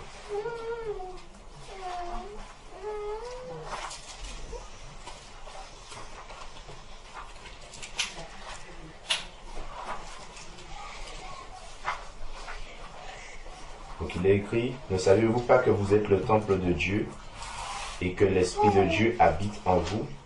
Si quelqu'un détruit le temple de Dieu, Dieu le détruira. Car le temple de Dieu est saint et c'est ce que vous êtes. Le Seigneur nous dit à travers cela donc que si je me détruis moi-même, entre autres si je me tue moi-même, Dieu va me détruire. À la fin des temps, au jugement, je serai consumé par le jugement du Seigneur. Le Seigneur dit aussi dans Jean chapitre 15 verset 14, je crois si vous m'aimez, gardez mes commandements. Donc si quelqu'un est homme de Dieu et arrive à se suicider, c'est qu'en fait il a perdu la foi.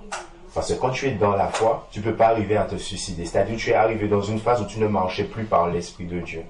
Donc, il y a deux solutions. Soit cet homme était vraiment serviteur de Dieu à un moment, et à un moment il a perdu le fil, il ne marchait plus par l'Esprit, et malheureusement il sera jugé à cause de cet acte final, qui découle déjà d'une période où il ne suivait pas Dieu. Soit cet homme au final n'a jamais été un enfant de Dieu. Il y a deux solutions. Voilà, donc c'était pour répondre à ce que tu disais. Et quand tu as posé ta question, tu as dit... Mais peut-être qu'il y a la tentation, l'épreuve est plus forte, était trop forte.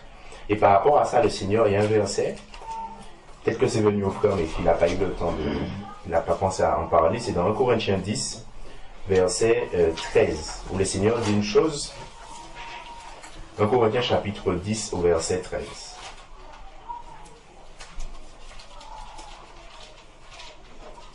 Corinthiens 10, verset 13. Donc il est écrit, aucune tentation ne vous est survenue qui n'a été humaine, et Dieu qui est fidèle ne permettra pas que vous soyez tentés au-delà de vos forces. Mais avec la tentation, il préparera aussi le moyen d'en sortir afin que vous puissiez la supporter. Donc le Seigneur dit que toutes les épreuves, quand je vis une épreuve, c'est que Dieu sait que je suis capable de la surmonter. Et comme le Seigneur dit, il préparera le moyen de la surmonter. En fait, si on fait de la concordance dans la parole de Dieu, en fait, le moyen dont Dieu parle ici, c'est la foi. Parce que dans Éphésiens chapitre 6, le Seigneur dit, par le bouclier de la foi, tu éteindras tous les traits enflammés du mal, sans exception. C'est-à-dire que par rapport à telle épreuve, si tu marches par la foi, si tu es dans la foi là, comme Jésus était dans la foi dans le désert, Satan ne peut rien te faire. Quelle que soit l'épreuve, là où le païen sera en dépression, sera ceci, toi tu es dans la paix, tu es tranquille, ça ne te fait rien. Et du coup, quand quelqu'un arrive à se suicider, en fait, c'est qu'il n'est plus dans l'amour de Dieu. Ça, c'est une certitude. Parce que quand tu aimes Dieu, déjà tu t'aimes toi-même. Le frère a parlé de ça tout à l'heure. Jésus a dit, les 2 commandements qui se rattachent, enfin, tout ce que Dieu a dit dans la loi, les commandements, ça se rattache à 2 commandements principaux, c'est tu aimeras le Seigneur ton Dieu et tu aimeras ton prochain comme toi-même. Donc il faut déjà s'aimer soi-même.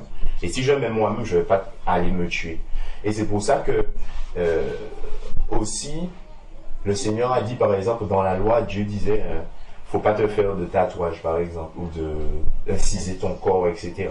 Mais si tu t'aimes toi-même, tu vas pas inciser ton corps parce que tu sais que ça va te faire mal. Et ça nous ramène à un verset dans Romains 8 où le Seigneur dit la chair ne veut pas faire la volonté de Dieu, ne le peut même pas. C'est-à-dire que quand par exemple Dieu dit il ne faut pas qu'on se tatoue ou qu'on s'incise le corps, en fait c'est quelque chose qui nous montre que même la façon dont la chair est, naturellement elle n'aime pas. C'est pour ça que les noirs veulent se blanchir, les blancs veulent bronzer, et c'est pour ça qu'on voit tout ce genre de choses. Ma peau n'est pas assez belle, il faut que je mette des tatouages, il faut que je fasse des piercings. En fait, tout ça, c'est la manifestation du fait que la chair, on ne s'aime pas. Les gens disent oui, je m'aime, mais si tu aimes quelque chose, pourquoi tu vas changer la chose? Tu vas chercher à conserver la chose dans un bon état, mais tu ne vas pas aller changer la chose sur toutes sortes de modifications étranges. Voilà. Donc, c'est ça que je voulais dire. Et dernière précision, après ça, c'est une, je ne sais pas si je peux appeler ça une correction, c'est par rapport à Actes. Quand les apôtres vont parler au geôlier.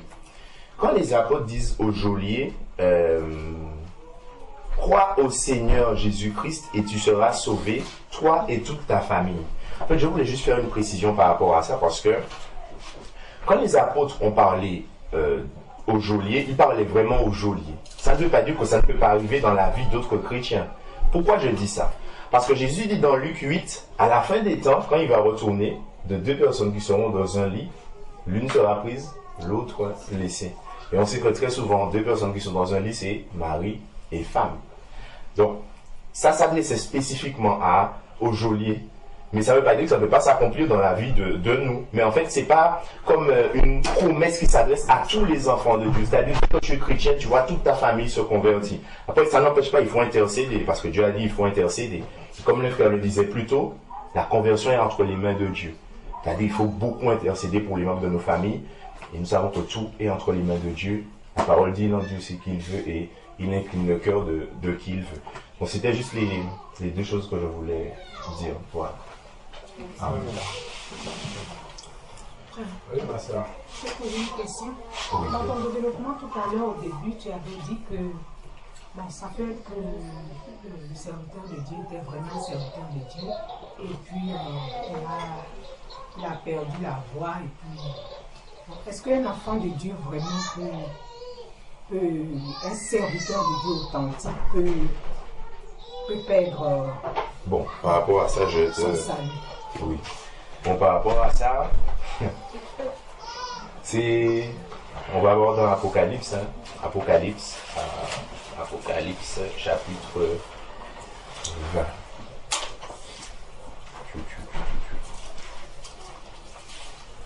Versets 14 à 15.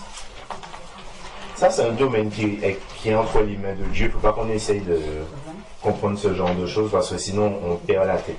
Apocalypse chapitre 20, versets 14 à 15. Il est écrit, Apocalypse 20, versets 14 à 15. Oui. Chapitre 20, versets 14 à 15. Donc il est écrit, et la mort et le séjour des morts fut jeté dans les temps de feu, c'est la seconde mort. Quiconque ne fut pas trouvé écrit dans le livre de vie fut jeté dans les temps de feu. Et il y a d'autres passages qui disent que ceux qui sont perdus, ce sont ceux dont le nom n'a pas été écrit dès la fondation du monde. Il y a aussi un autre passage où Jean dit que s'ils étaient des nôtres, ils seraient restés parmi nous. Bon. Dans Matthieu 7, le Seigneur dit qu'à la fin des temps, il y a des gens qui vont lui dire « N'avons-nous pas prophétisé en ton nom, chassé des démons par ton nom, etc. » Et on sait que là, c'est pendant le temps du jugement où les gens vont essayer de défendre leur cause. Nous savons qu'en ce temps-là, le mensonge ne va plus exister. Donc si ces gens-là disent « On a chassé des démons », c'est que vraiment dans leur vie, à un moment donné, ils ont fait des miracles au nom de Jésus, ils ont chassé des démons au nom de Jésus, etc. Mais le problème, c'est qu'après, ils n'ont pas marché jusqu'à la fin. Jésus a dit « Celui qui persévérera jusqu'à la fin sera sauvé ». C'est-à-dire, Salomon disait, vaut mieux la fin d'une chose que son commencement. Tu peux bien commencer, mais si tu termines, il y a quelque chose de dramatique qui arrive, c'est dans Michée, chapitre 3. Ça, c'est la justice de Dieu, et ça que la justice de Dieu par rapport à la justice humaine, parfois, par rapport au juste. Attends, je vais retrouver ça. Michée 3, tu connais? Verset 21, je crois. Le passage où Dieu dit à Michée ou Ézéchiel?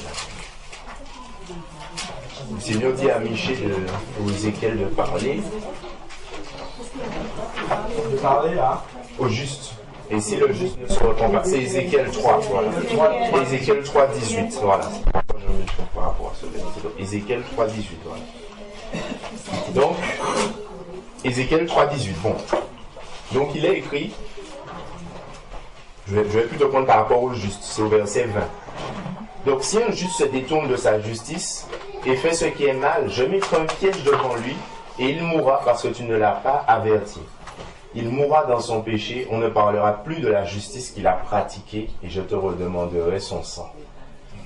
Et c'est à cause de ça, là, Dieu se tient dans sa parole, que Jésus dit à la fin des temps, je ne vous ai jamais connus. C'est dramatique, hein. Parce qu'à un moment, il les a connus. Si on est dans le pragmatique, c'est-à-dire si on est dans le concret, ils ont été connus de Dieu à une époque, parce que s'ils ont chassé des démons, etc., c'est que Dieu était vraiment avec eux. Mais comme ils ont abandonné la voie de Dieu, Dieu dit, même tout ce que tu as fait là, moi je ne considère plus ça. C'est comme si tu n'avais rien fait à mes yeux.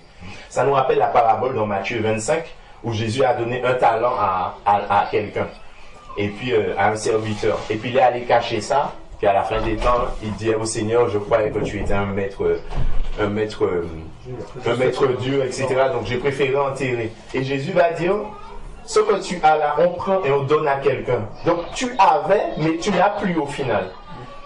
Donc c'est vrai que si cette personne est partie sans Christ, c'est que cette personne n'était pas un élu. Parce qu'un élu de Dieu, un véritable enfant de Dieu, ne peut pas se perdre. Si quelqu'un se perd, c'est que voilà, son nom n'avait pas été écrit depuis la fondation du monde. Il y a un problème, quoi. Voilà. Je peux dire quelque chose, frère. Je sais que dans quel verset aussi, il nous met en garde et il dit, pour ceux qui sont, pour les enfants de Dieu, il dit, attention de ne pas retourner dans le péché parce que la seconde condition encore, pire que ne la rentrez pas dans le c'est dans vomi. 2 Pierre 4, 20. On crucifie Jésus une deuxième fois. On crucifie Jésus une seconde fois. Oui, il est perdu, c'est ça. Saül. Mais c'est comme dans Apocalypse 2, tout le verset. À un moment, il dit, je retirerai ton chandelier. Exactement. Aux églises, Aux églises. ceux qui ne se repentent pas, Je retirerai le chandelier. et on ne parlera plus de ta justice. C'est chaud. Le verset dont parlait Marie, il dit, c'est dans 1 Pierre chapitre 4. C'est plutôt 2 Pierre, autant pour moi, 2 Pierre 2, verset 20 à 22. 2 Pierre 2, verset 20 à 22.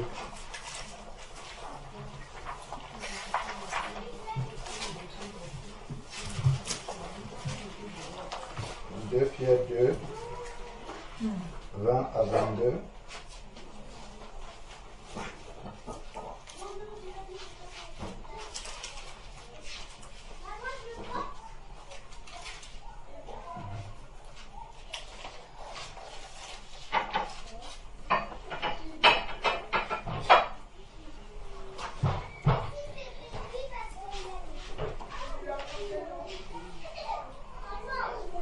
Quelqu'un peut lire. En effet, si après être retirés des souillures du monde par la connaissance du Seigneur et Sauveur Jésus-Christ, ils s'engagent de nouveau et sont vaincus, leur dernière condition est pire que la première. Car mieux valait pour eux n'avoir pas connu la voie de la justice que de se détourner après l'avoir connue du saint commandement qui leur avait été donné. Il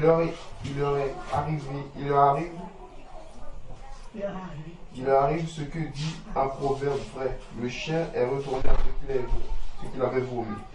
Et la truie lavée s'est vautrée dans la bouée. Dans le bourbier. Dans ce passage, il dit bien que quelqu'un peut avoir été éclairé à un moment donné. Après, il retourne à ce qu'il a vomi, c'est-à-dire qu'il retourne dans le monde.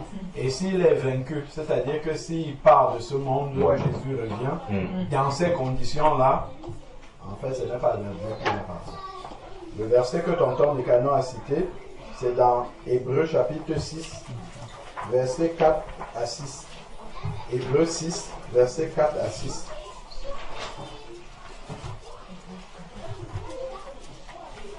Si quelqu'un peut lire aussi. Hébreux 6, versets 4 à 6. Car il est impossible que ceux qui ont été une fois éclairés, qui ont goûté le don céleste, qui ont part au Saint-Esprit, qui ont goûté la bonne parole de Dieu, les puissances du siècle à venir, et qui sont tombés, soient encore renouvelés à venir à la repentance, puisqu'ils crucifient pour leur part le Fils de Dieu et l'exposent à l'ignominie. Donc ici, on parle bien des personnes qui ont été éclairées, qui ont été converties, mais qui sont tombés dans le péché, qui ont été avertis par le Saint-Esprit, mais qui se sont endurcis.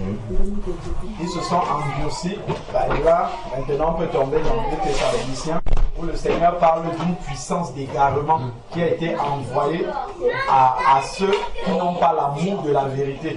C'est-à-dire que le Saint-Esprit leur a révélé la vérité et ils ont refusé de l'accepter. Et donc maintenant, Dieu leur envoie une puissance d'égarement. En fait, leur cœur va se fermer à la repentance. Et puis ils vont rester dans cet état-là, c'est terminé. C'est de ça qu'il était. Donc on voit que passer dans les eaux du baptême, c'est une chose. Mais c'est à la fin que Jésus nous attend. On applaudit le jour où on sort des eaux du baptême, mais c'est à la fin qu'il nous fait. C'est pour ça que les lettres de cette église, Jésus va toujours conclure. L'église, c'est ceux qui sont sanctifiés. Il va toujours conclure par à celui qui persévérera jusqu'à la fin. Il y a toujours la notion de la fin, toujours. Et c'est à l'église qui parle. Dans toutes les 7 lettres, c'est celui à la fin. Il vient toujours, c'est celui que je trouverai dans quel état à la fin. Lui, il aura la couronne de justice. C'est celui-ci à la fin. Donc, la marche avec le Seigneur, c'est de persévérer jusqu'au bout. En fait, il faut qu'il nous trouve dans la sanctification au bout, lorsqu'il viendra. Il faut qu'on soit vraiment sanctifié. Quand on regarde, on connaît la parabole des vierges sages, des vierges folles. Donc, l'expression vierge, regardons un peu dans 2 Corinthiens 11. D'ailleurs, oui, on va appuyer avec la parole de Dieu, mais ça se conçoit même déjà comme ça. Quand on parle d'une vierge, c'est quelqu'un qui est encore, qui est pur, en fait, c'est ça. Donc, quand on parle d'une vierge, il s'agit de quelqu'un qui a été purifié dans le sens spirituel, quelqu'un qui a été purifié de son péché, de sa nature de péché par le sang de Jésus. Donc c'est quelqu'un qui est un enfant de Dieu. Donc la parabole des vierges, en fait, s'adresse aux enfants de Dieu. Mais maintenant, dans ces enfants de Dieu, il y en a qui sont sages et il y en a qui sont folles. Et on voit quel a été le sort des folles. Parce que lorsque le Seigneur va venir dans Matthieu 25, si quelqu'un veut, il pourra lire. Donc, dans Matthieu 25, ce que le Seigneur leur reproche, il dit, retire, elles sont allées chercher de l'huile, comme on le sait, et quand elles reviennent, le Seigneur dit non, retirez-vous de moi, car je ne vous ai jamais connu. C'est-à-dire qu'on n'a pas d'intimité ensemble. Moi, je ne vous connais pas, c'est ce que le frère expliquait tout à l'heure. Donc, pourtant, ce sont des vierges. Attention. Elles ont été vierges à un moment donné. D'ailleurs, elles ont été vierges, mais sauf qu'elles n'ont pas marché comme une vierge est censée marcher. Elles n'ont pas fait l'église dans leur langue. Donc, devenus enfants de Dieu, le Seigneur nous donne, il y a un verset qui dit travaillez à votre salut. Avec problème. Ce ne sont pas des choses qu'on doit faire pour mériter le salut. Mais si quelqu'un a reçu un salut authentique, le fruit de sa vie l'atteste. Amen. Le fruit de sa vie l'atteste et il le garde jusqu'à la fin. Il doit le garder jusqu'à la fin, normalement. Mais on voit effectivement que ce n'est pas quelque chose qui est automatique comme ça. Il faut justement ne pas... comment on peut dire ça? Rompre l'engagement que tu as pris le jour de ton baptême. Parce que tu as pris l'engagement d'avoir une bonne conscience devant Dieu par rapport à ta propre volonté. Donc si à un moment donné, tu es sorti de la volonté de Dieu et que tu t'es cristallisé là-dedans, tu t'es endurci là-dedans, en fait cela signifie que tu as renoncé à l'engagement de bonne conscience que tu avais pris le jour de ton baptême. C'est-à-dire que toi-même tu as rendu ton baptême caduc. par l'endurcissement de ton cœur, ton baptême n'a plus de signification, la signification spirituelle qu'elle avait le jour où tu es sorti des eaux du baptême. Donc toi, tu vas continuer à dire, ah, moi je suis un enfant de Dieu, j'étais baptisé tel jour. Or, ça ne signifie plus rien. Puisque aujourd'hui, cet engagement de bonne conscience a été rompu. C'est comme, je ne sais pas, tu vas passer un contrat avec, je ne sais pas, un contrat de quoi, mais si tu enfreins une règle du contrat, le contrat est caduc, il n'est plus valable. Donc toi, tu vas continuer à dire, je suis sauvé, alors que si on revient à ton baptême, engagement de bonne conscience, on regarde ta vie, il n'y a plus la bonne conscience. Donc en fait, tu es comme quelqu'un qui n'a jamais été baptisé pour Dieu. Ce baptême-là, il est pour Dieu, il n'existe plus. Parce que tu as renoncé à l'engagement que tu avais pris initialement. Donc, c'est pour ça, on peut voir, on a par exemple l'exemple de Démas dans la parole de Dieu. C'était un compagnon de Paul. C'est un serviteur. Paul parle, on peut regarder un peu Philémon. Dans Philémon, c'est juste avant Hébreu, si je ne me trompe pas. Philémon 24. Philémon a un seul chapitre, verset 24. Paul parle de lui et il parle vraiment dans de très bonnes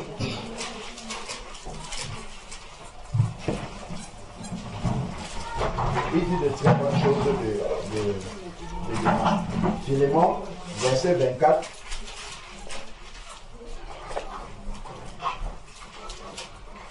Il est écrit, si on peut à partir du 23, ça commence à 23, parce que le 24 c'est un jour seulement. Épaphras, mon compagnon de captivité en Jésus-Christ te salue, ainsi que Marc, Aristarque, Démas, Luc, mes compagnons d'œuvre. N'étaient pas compagnons d'œuvre de Paul, des gens qui blaguaient avec la foi. Ce n'étaient pas des blagueurs, c'était vraiment des personnes qui étaient prêts à aller en prison, aller dans les chaînes avec Paul pour ça. Et Démas, ça en faisait partie. Or, il y a ce verset où Paul dit, Démas m'a abandonné pour l'amour du siècle présent. Donc c'est quelqu'un qui était engagé. Après, à un moment donné, son cœur était partagé. Il y avait le monde qui était encore là et il est retourné au monde. Évidemment, si le Seigneur revient et que Démas est toujours dans le siècle présent, le verset qu'on a lu tout à l'heure de 2 Pierre chapitre 2 verset 20 s'applique à lui. Il s'est retiré pour retourner aux souillures qu'il allait vomir et il a été vaincu par elle. Évidemment, il ne peut pas être sauvé. Donc ça c'est le cas par exemple de quelqu'un qui a servi Dieu et au final il a fini sa vie. On a le cas de Saül dans la parole de Dieu. Saül a reçu l'esprit de Dieu, mais à la fin, Saül n'avait plus l'esprit de Dieu. Et d'ailleurs, Saül s'est suicidé, puisqu'on parlait de suicide. Saül s'est suicidé. Quelqu'un qui est suicidé ne peut pas être sauvé. Pourtant, c'était un serviteur de Dieu. C'est quelqu'un que Dieu avait choisi. Dieu lui avait donné son esprit. Il a même prophétisé. Il y a même un proverbe qui parle de Saül qui prophétise quelque chose comme ça. Donc, il a été avec le Seigneur à un moment donné, mais il a fini sa vie loin du Seigneur. D'où, justement, le Seigneur nous exhorte à la persévérance. Celui qui persévérera jusqu'à la fin sera sauvé. Dans la marche avec le Seigneur, c'est l'endurance jusqu'à la fin. Je vais poser une question par rapport à Bien sûr. en 1 Pierre 3, 1, enfin, vous j'ai passé tout 1 Pierre Non, 1 Pierre 3, au chapitre 3 que tu as vu tout à l'heure, par rapport à la soumission de la femme. Donc ça veut dire que là, la soumission de la femme n'est pas absolue. Dans quel sens? Explique un peu. Dans quel sens? Par rapport aux parures. Oui. C'est-à-dire que là, la femme, elle doit se maintenir, ne pas porter d'ornement, et tout ça, même si le mari, il est contre. Donc, d'accord. Je comprends bien. Si tu fermes, je vais juste dire une chose. Non, vas-y. Chacun intervient. Dans Actes, comme on voit, si le Seigneur t'a conduit comme ça par rapport à sa parole, dans Actes, les sacrificateurs juifs qui n'avaient pas choisi de suivre Dieu, ils ont dit aux apôtres, on vous interdit de faire telle ou telle chose. Les apôtres ont dit, il vaut mieux obéir à Dieu plutôt qu'aux hommes. Et donc, un homme ne serait, même si c'est une autorité, le Seigneur dit respecter les autorités, mais si l'autorité me demande de faire quelque chose qui est contre Dieu, l'obéissance à Dieu prime toujours. Donc si le Seigneur te conduit par rapport à sa parole à faire une chose, si ton mari te dit moi je veux que tu fasses le contraire de la volonté de Dieu, il ne faut pas accepter. C'est là la limite de l'autorité en fait. Dieu est au-dessus de l'autorité humaine. Juste pour prendre un exemple, par exemple, tu vois, au travail, tu as des responsables. S'ils te demandent de faire quelque chose d'illégal, tu es obligé de te baser par rapport à l'État. Enfin, tu vois, c'est-à-dire que tu es obligé de te baser au-dessus d'eux. Et c'est pareil avec Dieu en fait, ça fait crescendo en fait. Oui, par rapport à... Si je peux compléter ce que le frère Gilles a dit. Étant donné que tu es engagé dans un combat spirituel, il faut prendre en compte l'adversaire qui est en face. Donc, dans ton cœur, c'est exactement ce que le frère vient de dire que tu dois appliquer. Tu dois appliquer ce que Dieu a demandé d'appliquer. Ça, tu sais que c'est ce que tu dois faire. Maintenant, il faut prier pour que Dieu te donne la sagesse. Parce que si tu te mets au-dessus de la tête de ton mari et tu dis Dieu a dit de faire ça, oui, ça. En fait, tu donnes des éléments au diable pour t'accuser. Tu vois. Donc, en fait, même si tu obéis, au final, comme le diable aura quand même des éléments pour t'accuser, là, ça va tout gâcher. Donc, il faut demander au Seigneur de te donner la sagesse de comment lui faire passer ça. De comment est-ce que, parce que ce n'est pas parce que tu obéis à Dieu que tu vas être insoumise à ton mari. Tu dois obéir à Dieu tout en étant soumise à ton mari, sachant qu'il ne veut pas ce que Dieu veut.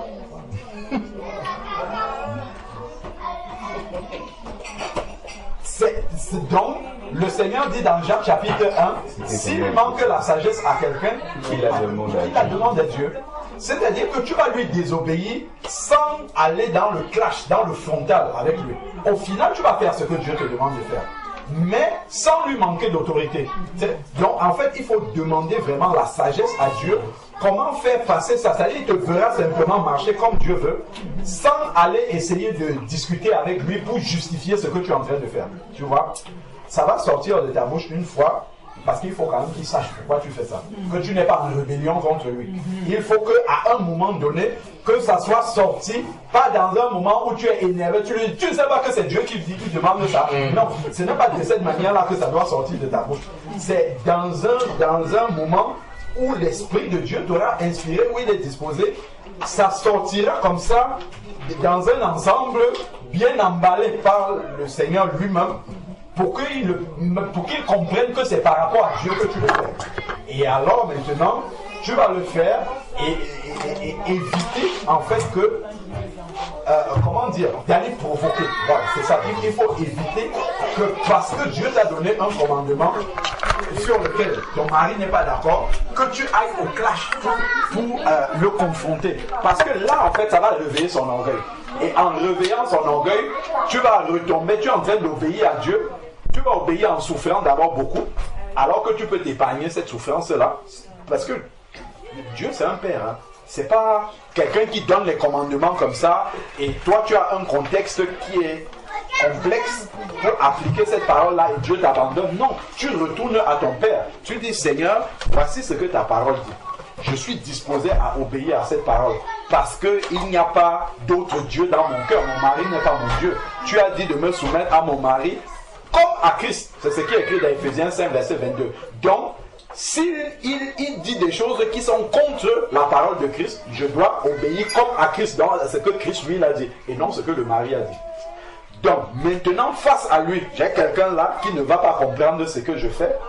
Seigneur, dispose déjà son cœur, montre et donne-moi les paroles, le moment, choisis le moment, donne-moi les paroles pour arriver à lui faire comprendre pourquoi je fais ça. Sans lui manquer de respect. Parce que si tu viens dire, bon, le mari dit, allez, moi je veux te voir, je ne sais pas moi, en mini-jupe ici, là, tous les jours. Bon. Un jour, vraiment, chérie, le Seigneur me dit que c'est ce qu'il habite en moi, c'est son temple. Donc, présenter le temple du Seigneur comme ça aux gens. En fait, je suis en train de me moquer du Dieu que je prie tous les jours, que toi, tu me vois prier tous les jours. Et puis tu passes à autre chose. Ce n'est pas comme si tu viens, tu lui dis, non, moi je ne peux pas, je fais ceci parce que c'est Dieu qui me... Tu vois, là, il sent que, en fait, c'est contre ce qu'il te demande de faire que tu viens. Alors qu'en réalité, si Dieu te donne, si tu demandes la sagesse à Dieu, Dieu va te conduire plutôt à lui expliquer que c'est ce que Dieu me demande, sans lui montrer que moi je suis en train d'aller à l'encontre de ce que toi tu dis. C'est très subtil, hein, mais c'est une sagesse en fait, pour lui dire que si je fais ça, c'est en réalité le message derrière. Après Dieu va le formuler avec sa sagesse dans tes paroles, mais le message derrière, c'est de lui dire, je ne suis pas en train de m'opposer à toi en tant que mon mari, mais je veux simplement obéir à Dieu, parce que Dieu me demande de faire ça. Tu vois, ce n'est pas que je m'oppose à toi, mais je suis simplement en train d'obéir à Dieu. Et Dieu me demande de faire comprendre qu'en fait, ce que tu lui demandes, en réalité, c'est à moi que tu es en train de t'opposer. Si tu réponds de la bonne façon. Tu vois, donc en priant, ça fait partie des sujets de prière qu'une femme qui a un mari qui ne comprend pas la parole de Dieu doit présenter devant le trône du Seigneur pour lui demander vraiment la sagesse. Enfin, j'imagine que la communication avec le mari des choses de Dieu pour une femme inconvertie, ça doit être compliqué. Parce qu'en face, tu as quelqu'un, en fait, c'est deux langages, il ne comprend, en fait, il se dit que tu exagères ou que tu ne l'aimes pas. Tu vois, c'est des choses que le malin va mettre en lui. Et lui dit que, bon voilà, depuis qu'elle est dans ces choses de Jésus, comme ils disent là, elle ne t'aime plus. Elle te délaisse. Tu vois? Parce que en réalité, c'est simplement parce que tu ne fais plus sa volonté. Donc, il y a une espèce de jalousie entre le mari et le Seigneur. Or, ça c'est un combat qui est perdu d'avance. Or, ça, il ne peut pas le savoir. Donc, il faut arriver que Dieu te donne la sagesse de lui expliquer ça en douceur, qu'il comprenne que l'opposition n'est pas avec. Je sais qu'il est coriace, mais l'opposition, Dieu est sale. Peu importe le mari coriace qui est là, Dieu est sale. Parfois, Dieu peut t'amener à te taire, ne rien expliquer, parce que si tu tentes même de dire quelque chose, ça va seulement mettre l'huile sur le feu. Donc, Dieu va te conduire à ne rien dire, à rester comme ça, et puis peut-être à un moment donné, Dieu va lui faire comprendre que, mais au final, elle fait sa mère.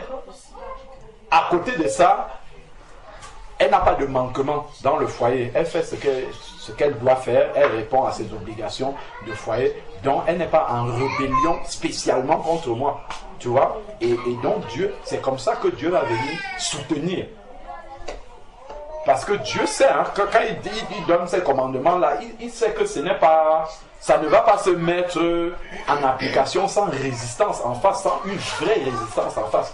Donc Dieu vient aussi au secours pour pouvoir donner du courage et de la sagesse pour pouvoir le mettre en pratique. Mais souvent, malheureusement, on n'interroge pas le Seigneur. On ne demande pas suffisamment la sagesse au Seigneur. On essaye d'aller spontanément avec notre sagesse et finalement ça joue en notre défaveur, malheureusement. C'est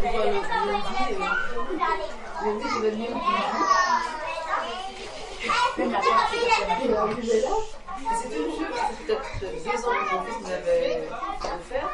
Et quand il a réagi, j'avais 6 ans et tout, c'était bien. Il y a 2 semaines, j'avais mis cette jupe.